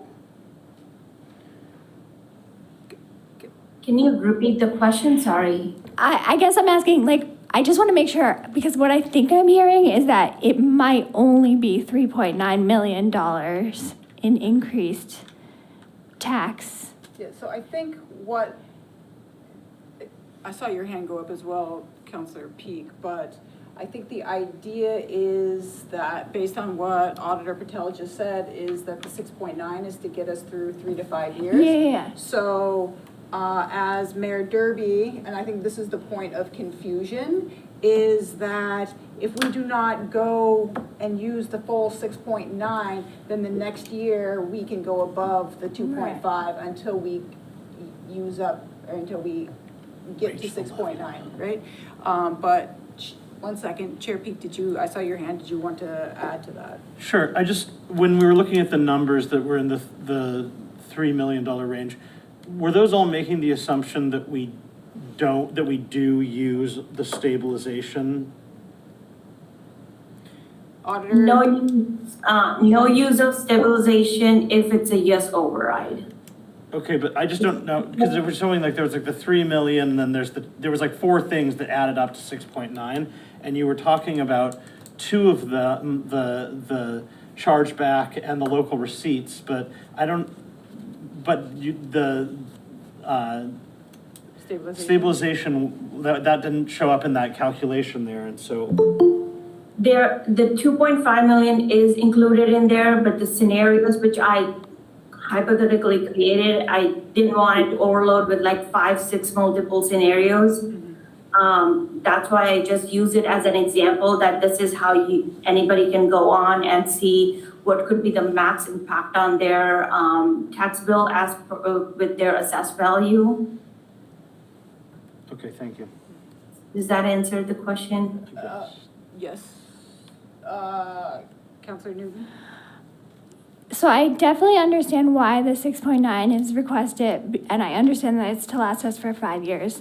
And I know that a lot of people are really concerned about the maximum amount happening this coming year, like getting a $1,200 additional bill.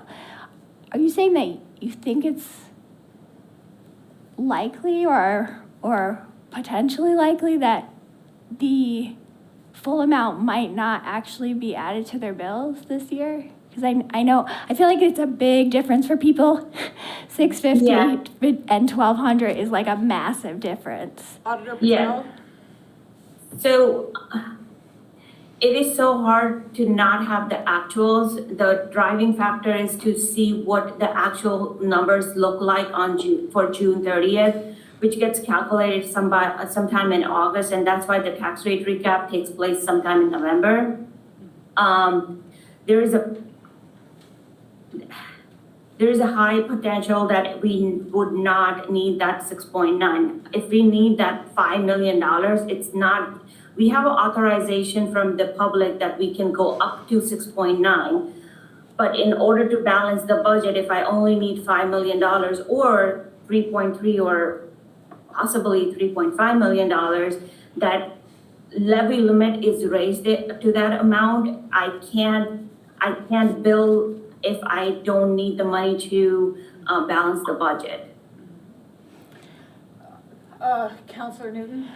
So I think that is like a very important piece of information that I do not think that most residents and I myself didn't quite understand that. So I feel like that is something that could be a game changer, that piece of information for us. So thank you very much for sharing this. Again, I think there was a lot of confusion around when the mayor spoke that if we don't have to use the full 6.9, then we can go above the levy the next year, right? And so that's why I asked Auditor Patel to provide some scenarios to be able to provide some additional information to that, because I think there was some confusion, and I think that that also speaks then to the role of the Finance Committee in potentially making some amendments to the budget. But Chair Peak, did you have another comment? Yeah, I see what everyone's trying to do here. I just think we need to be cautious about what we project that we can promise. I mean, like, we're talking about making some cuts, and we'll talk about that when we get to committee reports, but they're not gonna be $3 million of cuts, so. Nope. Yeah. So again, just, there was confusion out there because of the not going up to the $6.9 million. Great. Auditor, hang on, Counselor Kwasinski. Question for Auditor Patel. So let me just get this straight. If we don't need the 6.9, but we override, the city overrides the 6 to 6.9, but we don't need it, we can't spend it, we won't use it, but the city will have authorization to be able to go to 6.9 at any time in the future through whatever budget is needed.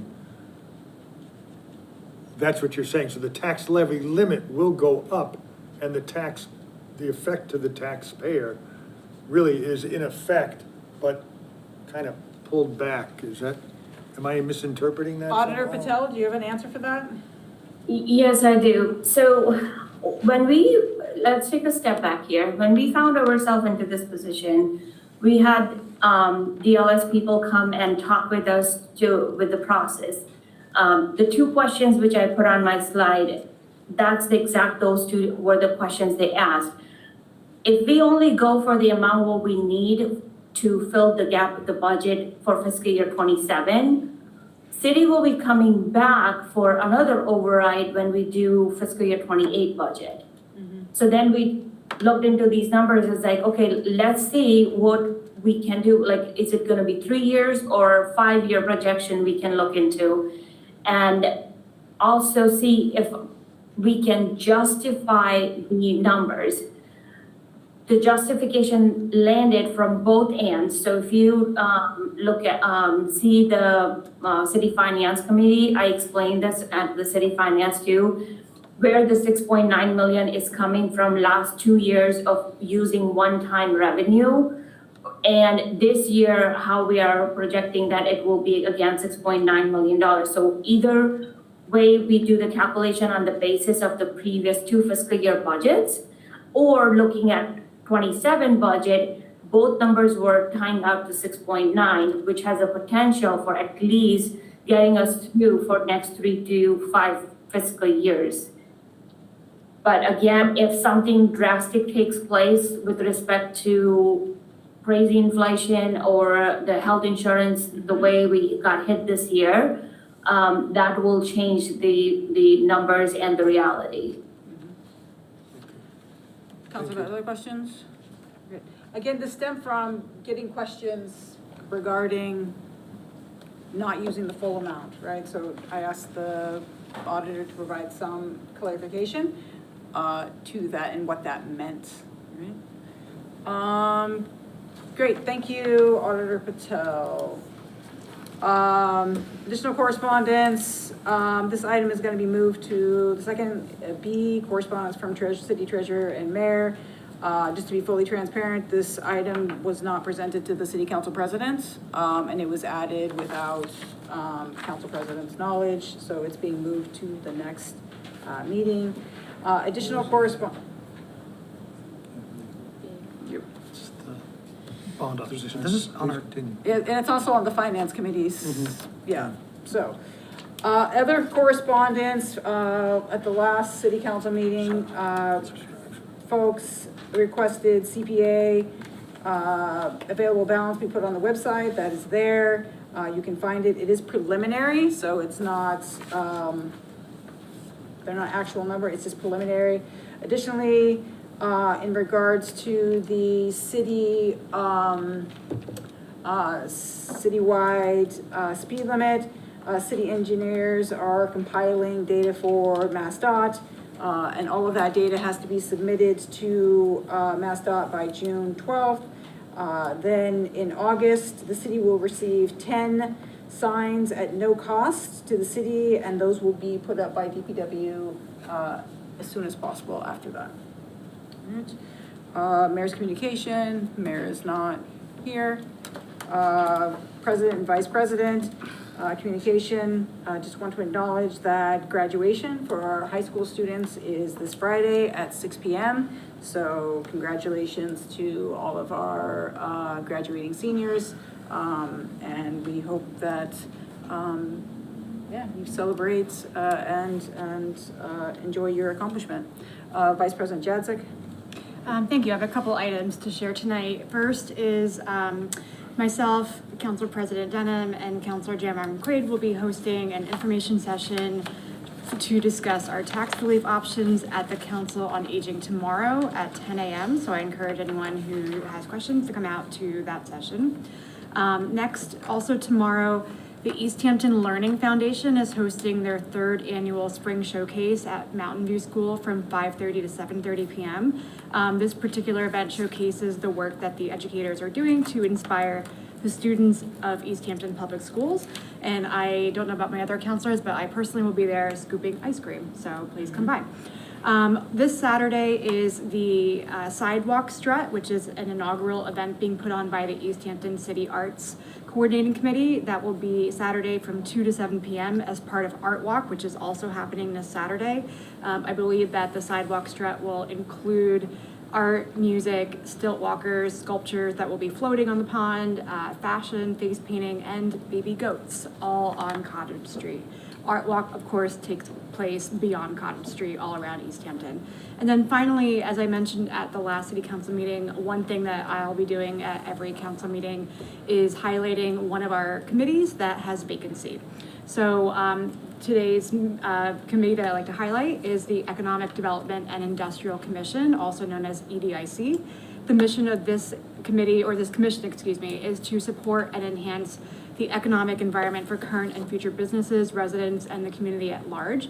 Some of their past projects have included an annual downtown cleanup, community-wide visioning, downtown beautification initiatives, and summits with business leaders. So if anyone is interested in applying for this vacancy, you can do so by either sending a letter to the mayor's office, or you can go to the city website and apply directly online, which is the preferred way to apply for vacancies. And that is all I have. Thank you. Great, thank you. Councilor Marquis? Thank you, President Denham. The summer reading program begins Monday, June 22nd at the library. It's all ages, so if you're going to be reading this summer, you might as well go to the library and earn some prizes. Again, the summer reading program begins at the library on Monday, June 22nd. That's it. Thank you. Great, thank you. Councilor Jamar McQuaid? Thank you, Madam President. This is just my regular reminder about the Easthampton Tenants Union. They're a great group of community members that meets weekly on Thursdays in this room from 5:30 to 7 p.m. They share resources on tenants' rights and building solidarity. They have a great website and newsletter at this point, and they have recently started a reading club, reading different research on rent stabilization policies to inform their campaign for the ballot initiative. Great. Councilor Smith? Thank you. I just wanted to alert the City Council and the general public that several members from Precinct 5 have approached City Council to talk about the proposed wireless communication tower that would be at One Cook Road, Southampton. I spoke with a resident who lived on Pomeroy Street who has been organizing with other residents. So far there's about 50 residents prior to council that have come forth asking for our advocacy. Ironically, the Southampton Planning Board was at 7 o'clock tonight, so we could not be there in person. However, we did send a letter for the residents to read on our behalf, and I want to read that into the public record so we're aware of what's going on in Precinct 5. And Counselor Smith? okay.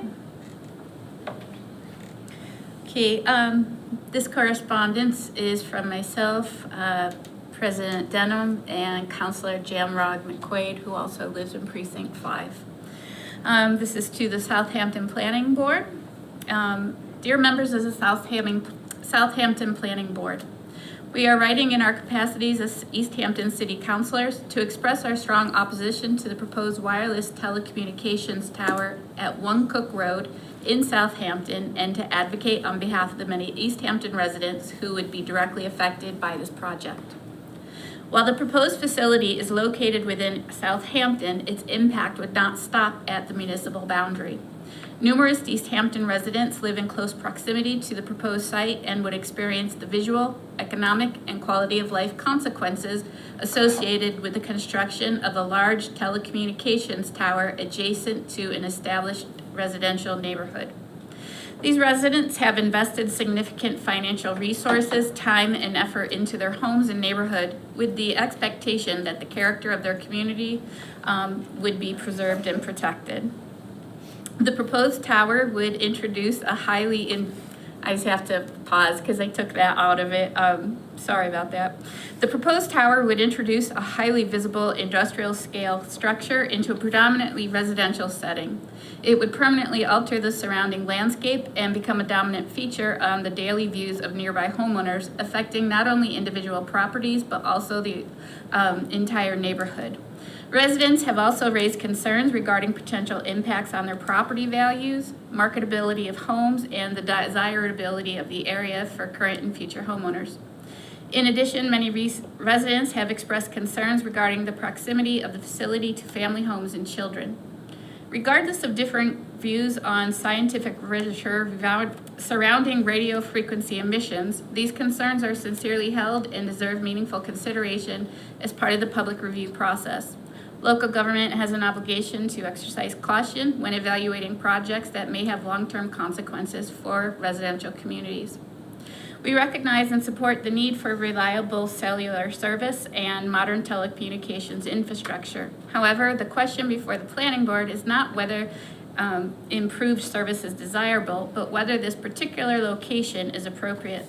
To date, many residents remain unconvinced that the applicant has demonstrated that 1 Cook Road is the only feasible location capable of meeting service objectives.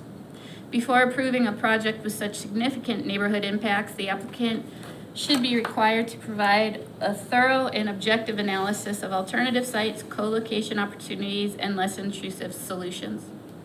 The burden of this proposal falls disproportionately on nearby residents, while the primary financial benefits would accrue to a private corporation interest and participating property owners.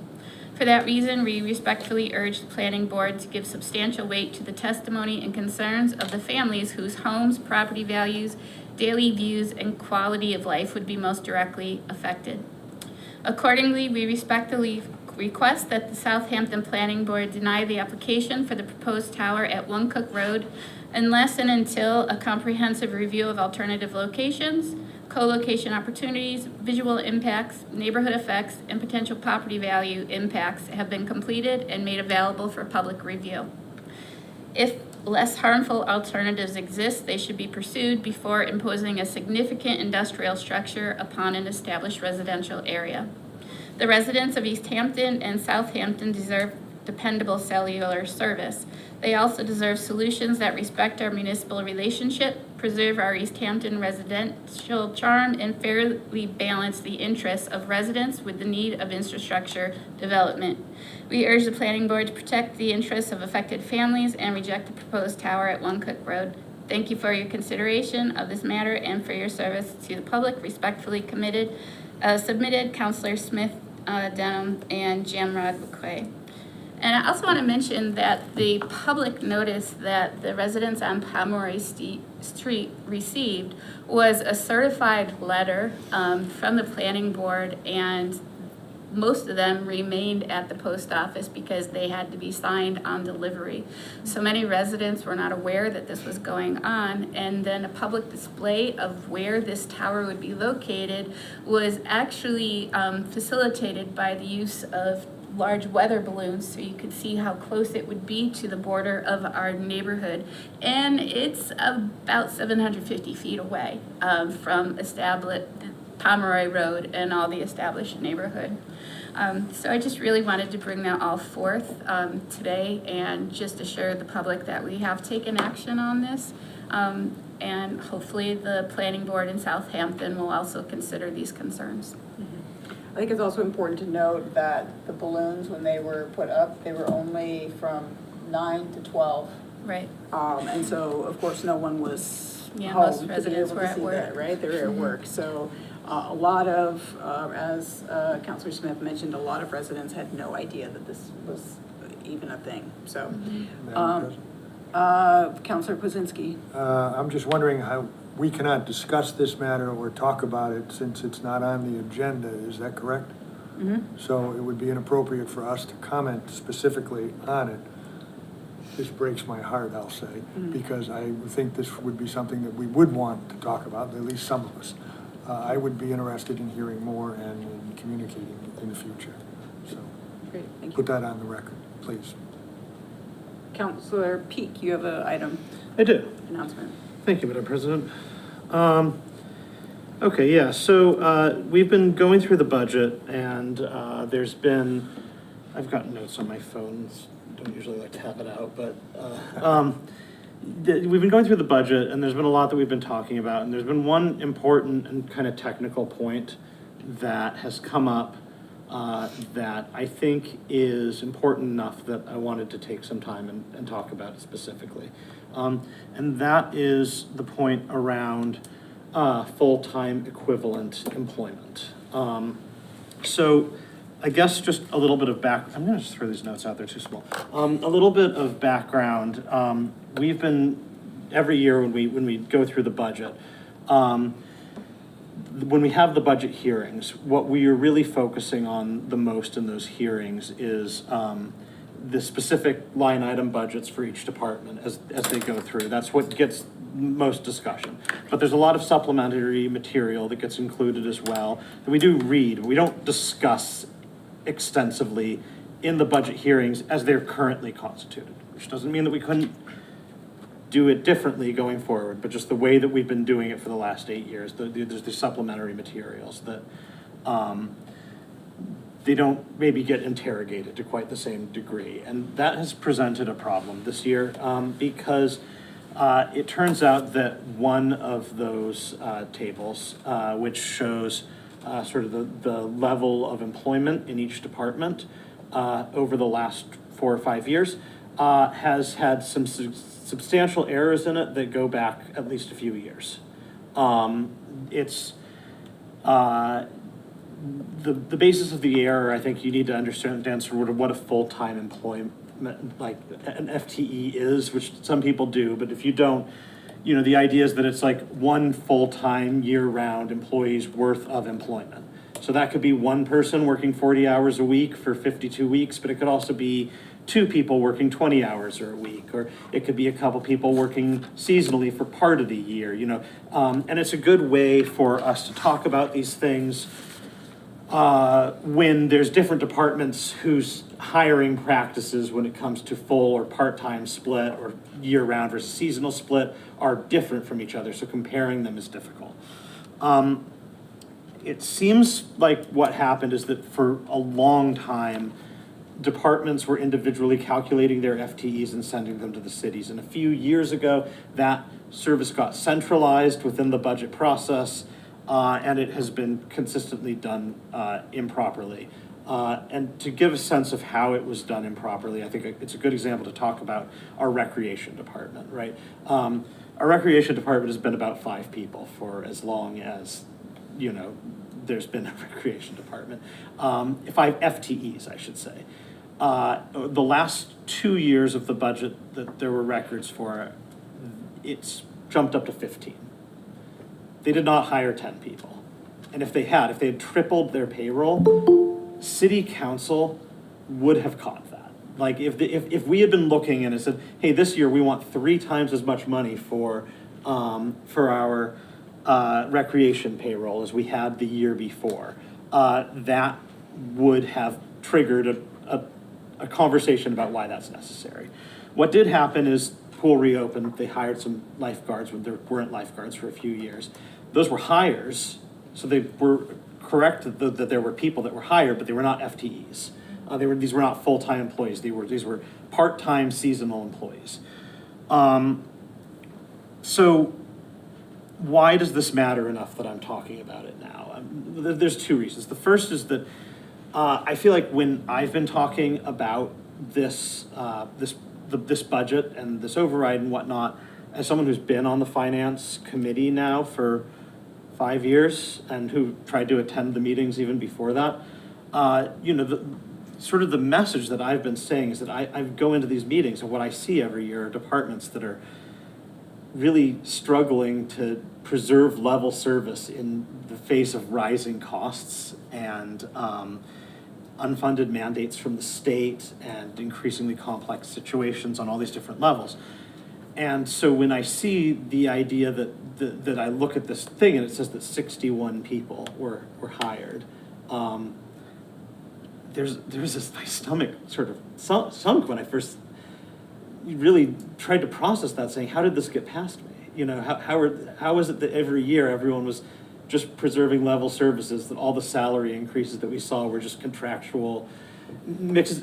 Every year there's 1 or 2, we're gonna add a position to do this, but not on that scale. And so I was just kind of dumbfounded. And so I'm, on one level, relieved to see that that's not what happened. On the other level, I'm a little bit frustrated. And I'll maybe get to the frustration in a minute, but I did get the actual numbers today. So I just want it for total FTEs, FY23 through FY26. Evan LeBeau sent these to me, and they will be online, and the budget will be corrected shortly. So FY23, 396. I'm going to round these to the nearest person, but 396 FTEs. FY24, 410. FY25, 421. FY26, 427. And then this was the part that importantly was also not in the budget, is what it will be this year. So if the override passes, we're still making cuts that will drop it down to 415 approximately FTEs. If the override fails, it'll fall to 388 FTEs. So that's what the actual numbers are. Now, in terms of where those numbers came from, a lot of that is not really any new hiring. It's maybe like a person in this department that was working, maybe they pick up a few more hours here, a few more hours there. There's only a handful of departments that actually have seen their FTEs increase by like more than 1 or 2 over this time period.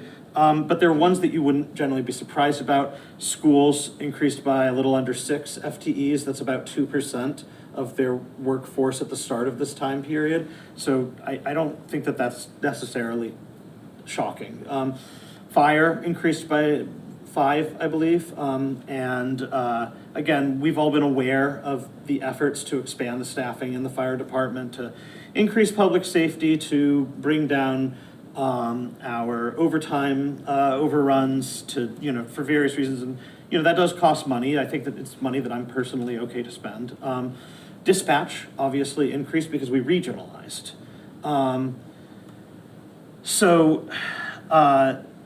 All of this, I think, when I look at it in this form, I mean, like, I want us to have, I'm not saying that nothing in here is beyond having a conversation about. Everything is worth having a conversation about. If you think, oh, well, this department did fine at 1.5 4 years ago, well, why do they have to have 2 FTEs now? That's fine, but I just want to make clear that the size of the numbers we were talking about are not what was presented in that budget.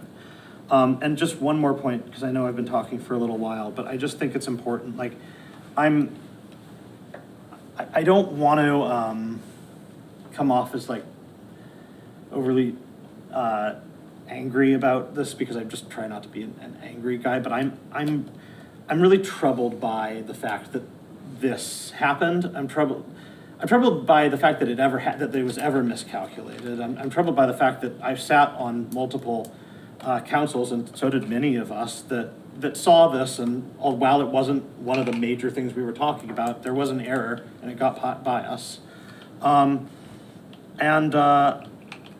It needs to get better. I guess the thing that really troubles me the most is that one of the most salient pieces of misinformation that's been circulating throughout the last few weeks we've been talking about this comes from within the city. And that people have, in complete good faith, been sharing it, because why would they ever have reason? I mean, when you actually sort of start to interrogate the numbers, I think it becomes clear that there's something wrong, but why would just regular people think to do that? Like, the city has to be a place where people go to get better information, to become more informed, not less informed. So I just, for whatever it's worth, on my part, I want to personally apologize for letting this get by me.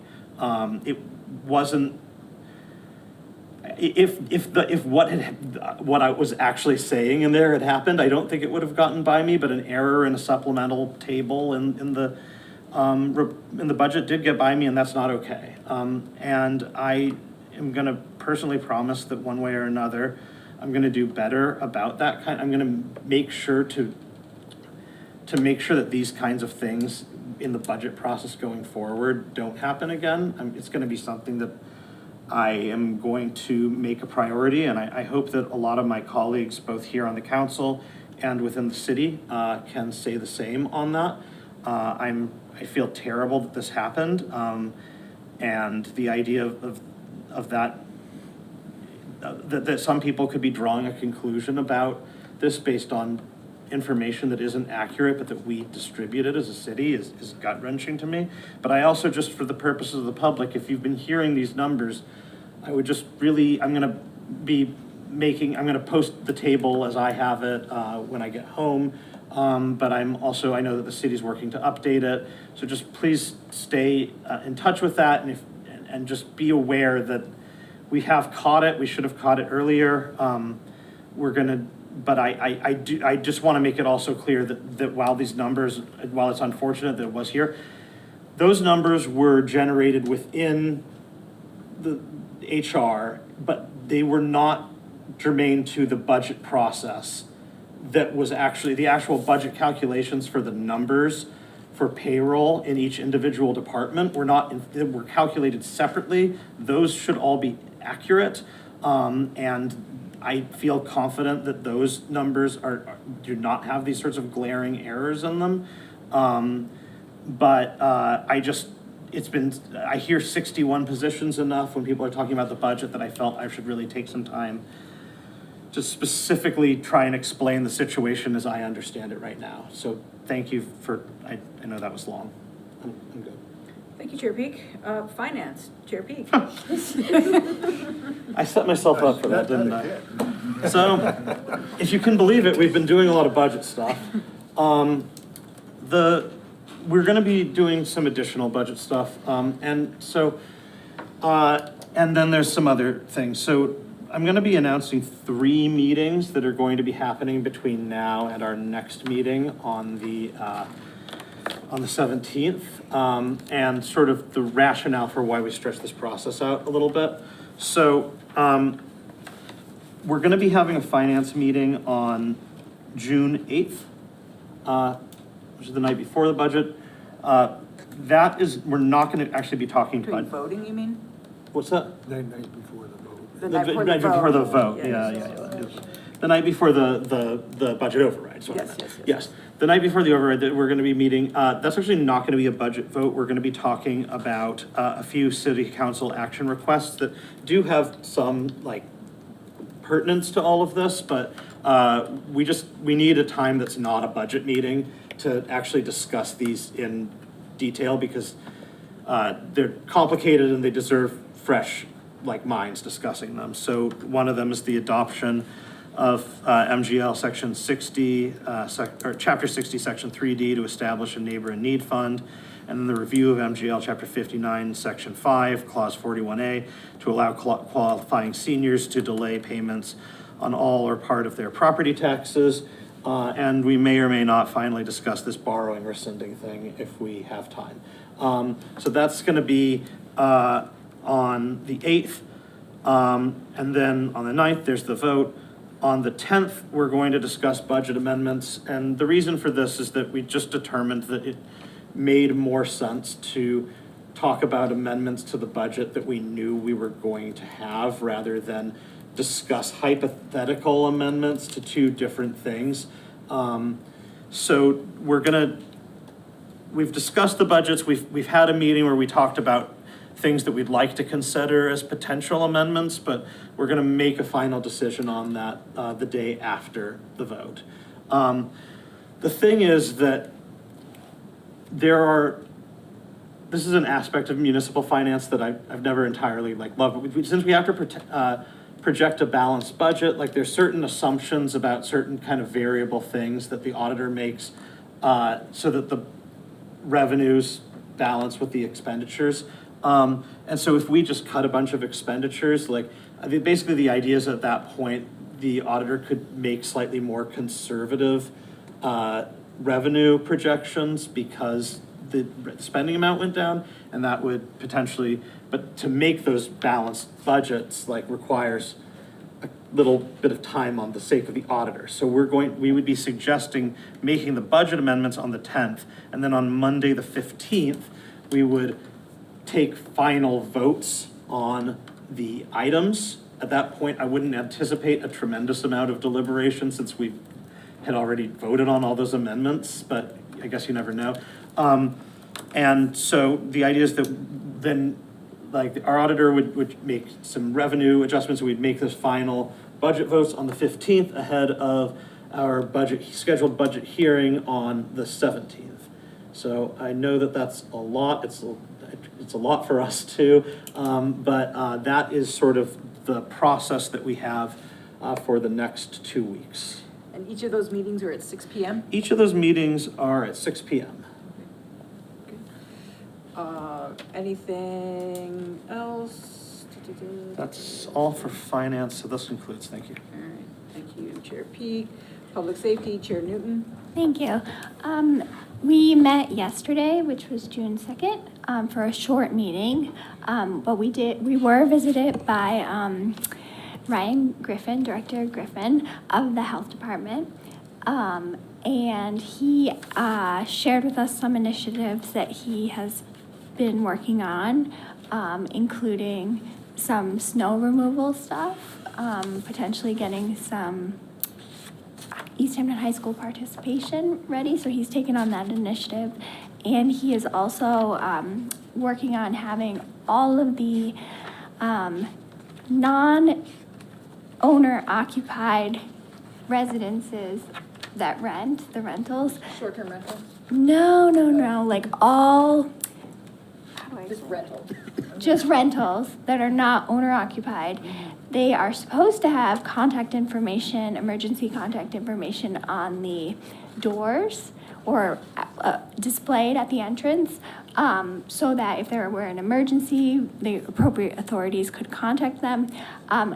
Most of the buildings do not have that currently, so he's been working really hard on trying to get compliance, but he asked us to let residents know that if they notice that information is not available at their front entrance, they should email him and let him know so that he can send the appropriate letters.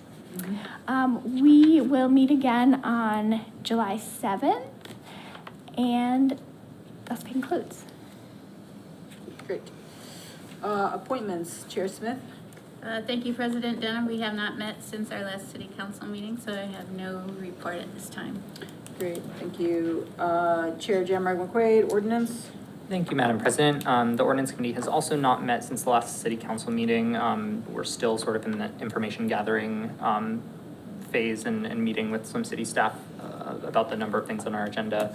Our next meeting is currently on the books for June 9th, but we will likely have to postpone that, so I'll reach out to the other committee members to find another date that works for us. Thus concludes. Chair Jammer McQuaid, I see two items. Yes. That need to have their times extended. Oh, yeah, okay. I guess I would request, or I will request an extension for the request to review residency requirements for memberships on committees for 90 days. Second. I have a motion and a second to extend request to review residency requirements for membership on committees by 90 days. Any further discussion? Seeing none, all those in favor? Aye. Opposed? Abstain? Motion passes. And then the other thing, I would like to request an extension on amending Exhibit A to add new pay plan position of recreation coordinator for 90 days. Second. I have a motion and a second to extend the amend Exhibit A to add new pay plan position of recreation coordinator by 90 days. Any further discussion? Seeing none, all those in favor? Aye. Opposed? Abstentions? Motion passes. Now concludes. Great, thank you, Chair Jammer McQuaid. Property, Chair Kwasinski. Thank you, Madam President. The Property Committee had one item on the agenda. We did not meet because of all the attention due to finance. That one item would be, I would request a 90-day extension for the review of flags over city property. Second. I have a motion and a second to extend the city ordinance request regarding flags on public property, including over the pond, by 90 days. Any further discussion? Seeing none, all those in favor? Aye. Opposed? Abstained? Motion passes. This Chair concludes. Kwasinski, Rules and Government Relations. No report this evening. All right, thank you. We have no old business items, new business, Vice President Jadzik. Yes, our first item is a city council action request for a stop sign on Brook Street at Hendrick Street, and I would like to make a motion to move this item to the Public Safety Committee. Second. I have a motion and a second to move the city council action request for a stop sign on Brook Street at Hendrick Street to public safety. Any further discussion? Seeing none. All those in favor? Aye. Opposed? Abstained? Motion passes. Second item is a city council action request for a cryptocurrency ATM ordinance, and I'd like to make a motion to move this item to the ordinance committee. Second. I have a motion and a second to move the city council action request for a cryptocurrency ATM ordinance to the ordinance committee. Any further discussion? I was just wondering if it might be appropriate to tell those of us who may not know what this item contains and what it means, just to give a description to the public of what a cryptocurrency ATM ordinance is and what cryptocurrency ATMs are. That's was in the. I understand was in the packet, but could someone explain that before we send it to committee, just so the public is aware of what this item entails? I'd never heard of one, so Yeah, no, I don't know. I understand. So And I'm sure I'm not the only cryptocurrency, one. so what's happening is cryptocurrency, so Bitcoin, they now have ATMs in places like gas stations and things like that, and seniors are going in and they're putting money in, but really they are scams, they're capturing, and so people are getting their retirement scammed, basically. And so they are losing thousands of dollars. So that's why this has been brought forward. Yeah. Thank you. Maybe that's because we haven't heard of it. I get it. It's an increasing concern. Thank you for. So we have a motion and a second to move the city council action request for a cryptocurrency ATM ordinance to ordinance. All those in favor? Aye. Opposed, abstained, motion passes. Councilor Jadzik. Yes, I'd like to refer the next supplemental appropriations to Councilor Peak. Okay. We haven't talked quite enough this evening. Never talk enough. All right, I've got it. So, I've got a series of supplemental appropriation and interdepartmental transfer requests.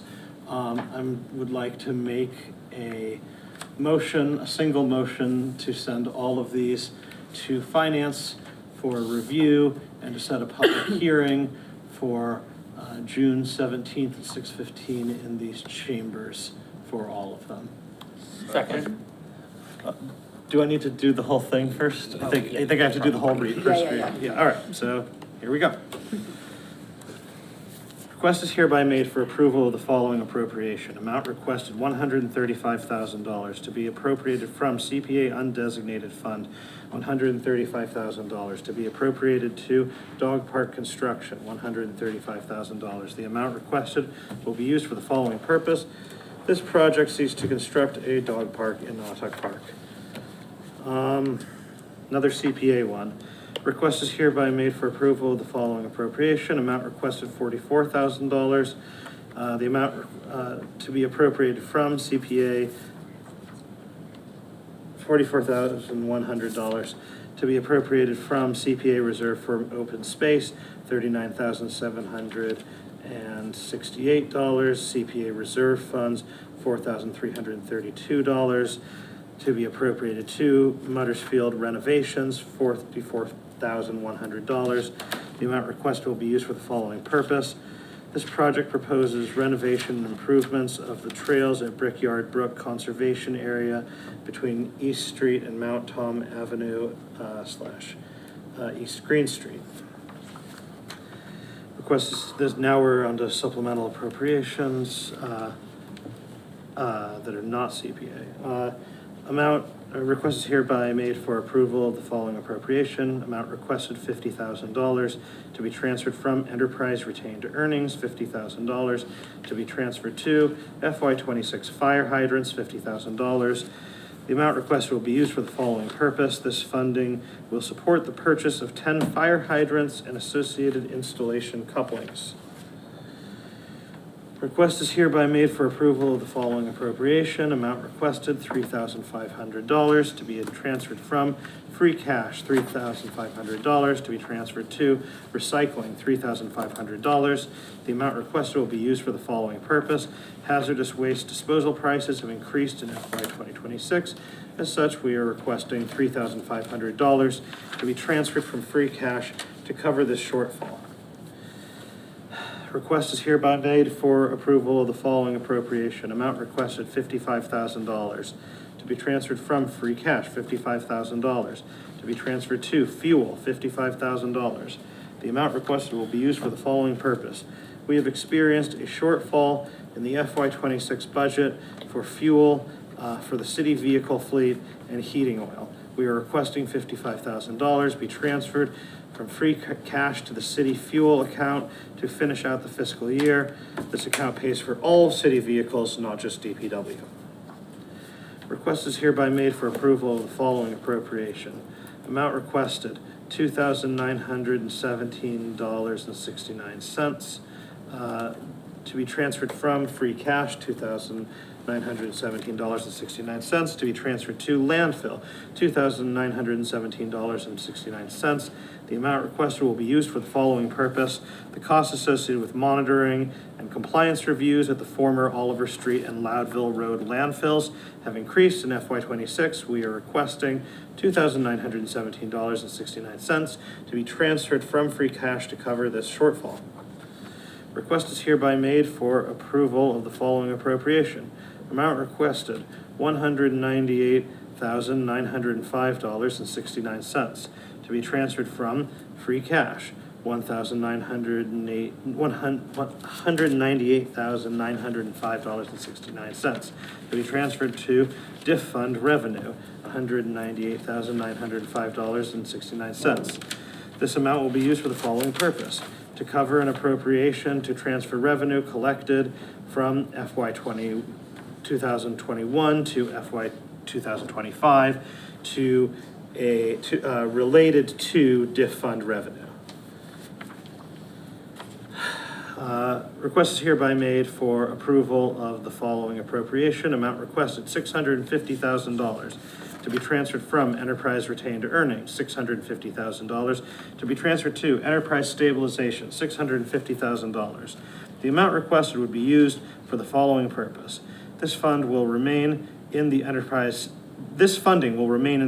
stabilization account to support capital improvement projects in the water, sewer, and wastewater treatment divisions. And now I've got 2 interdepartmental transfers. Request is hereby made for approval of the following appropriation.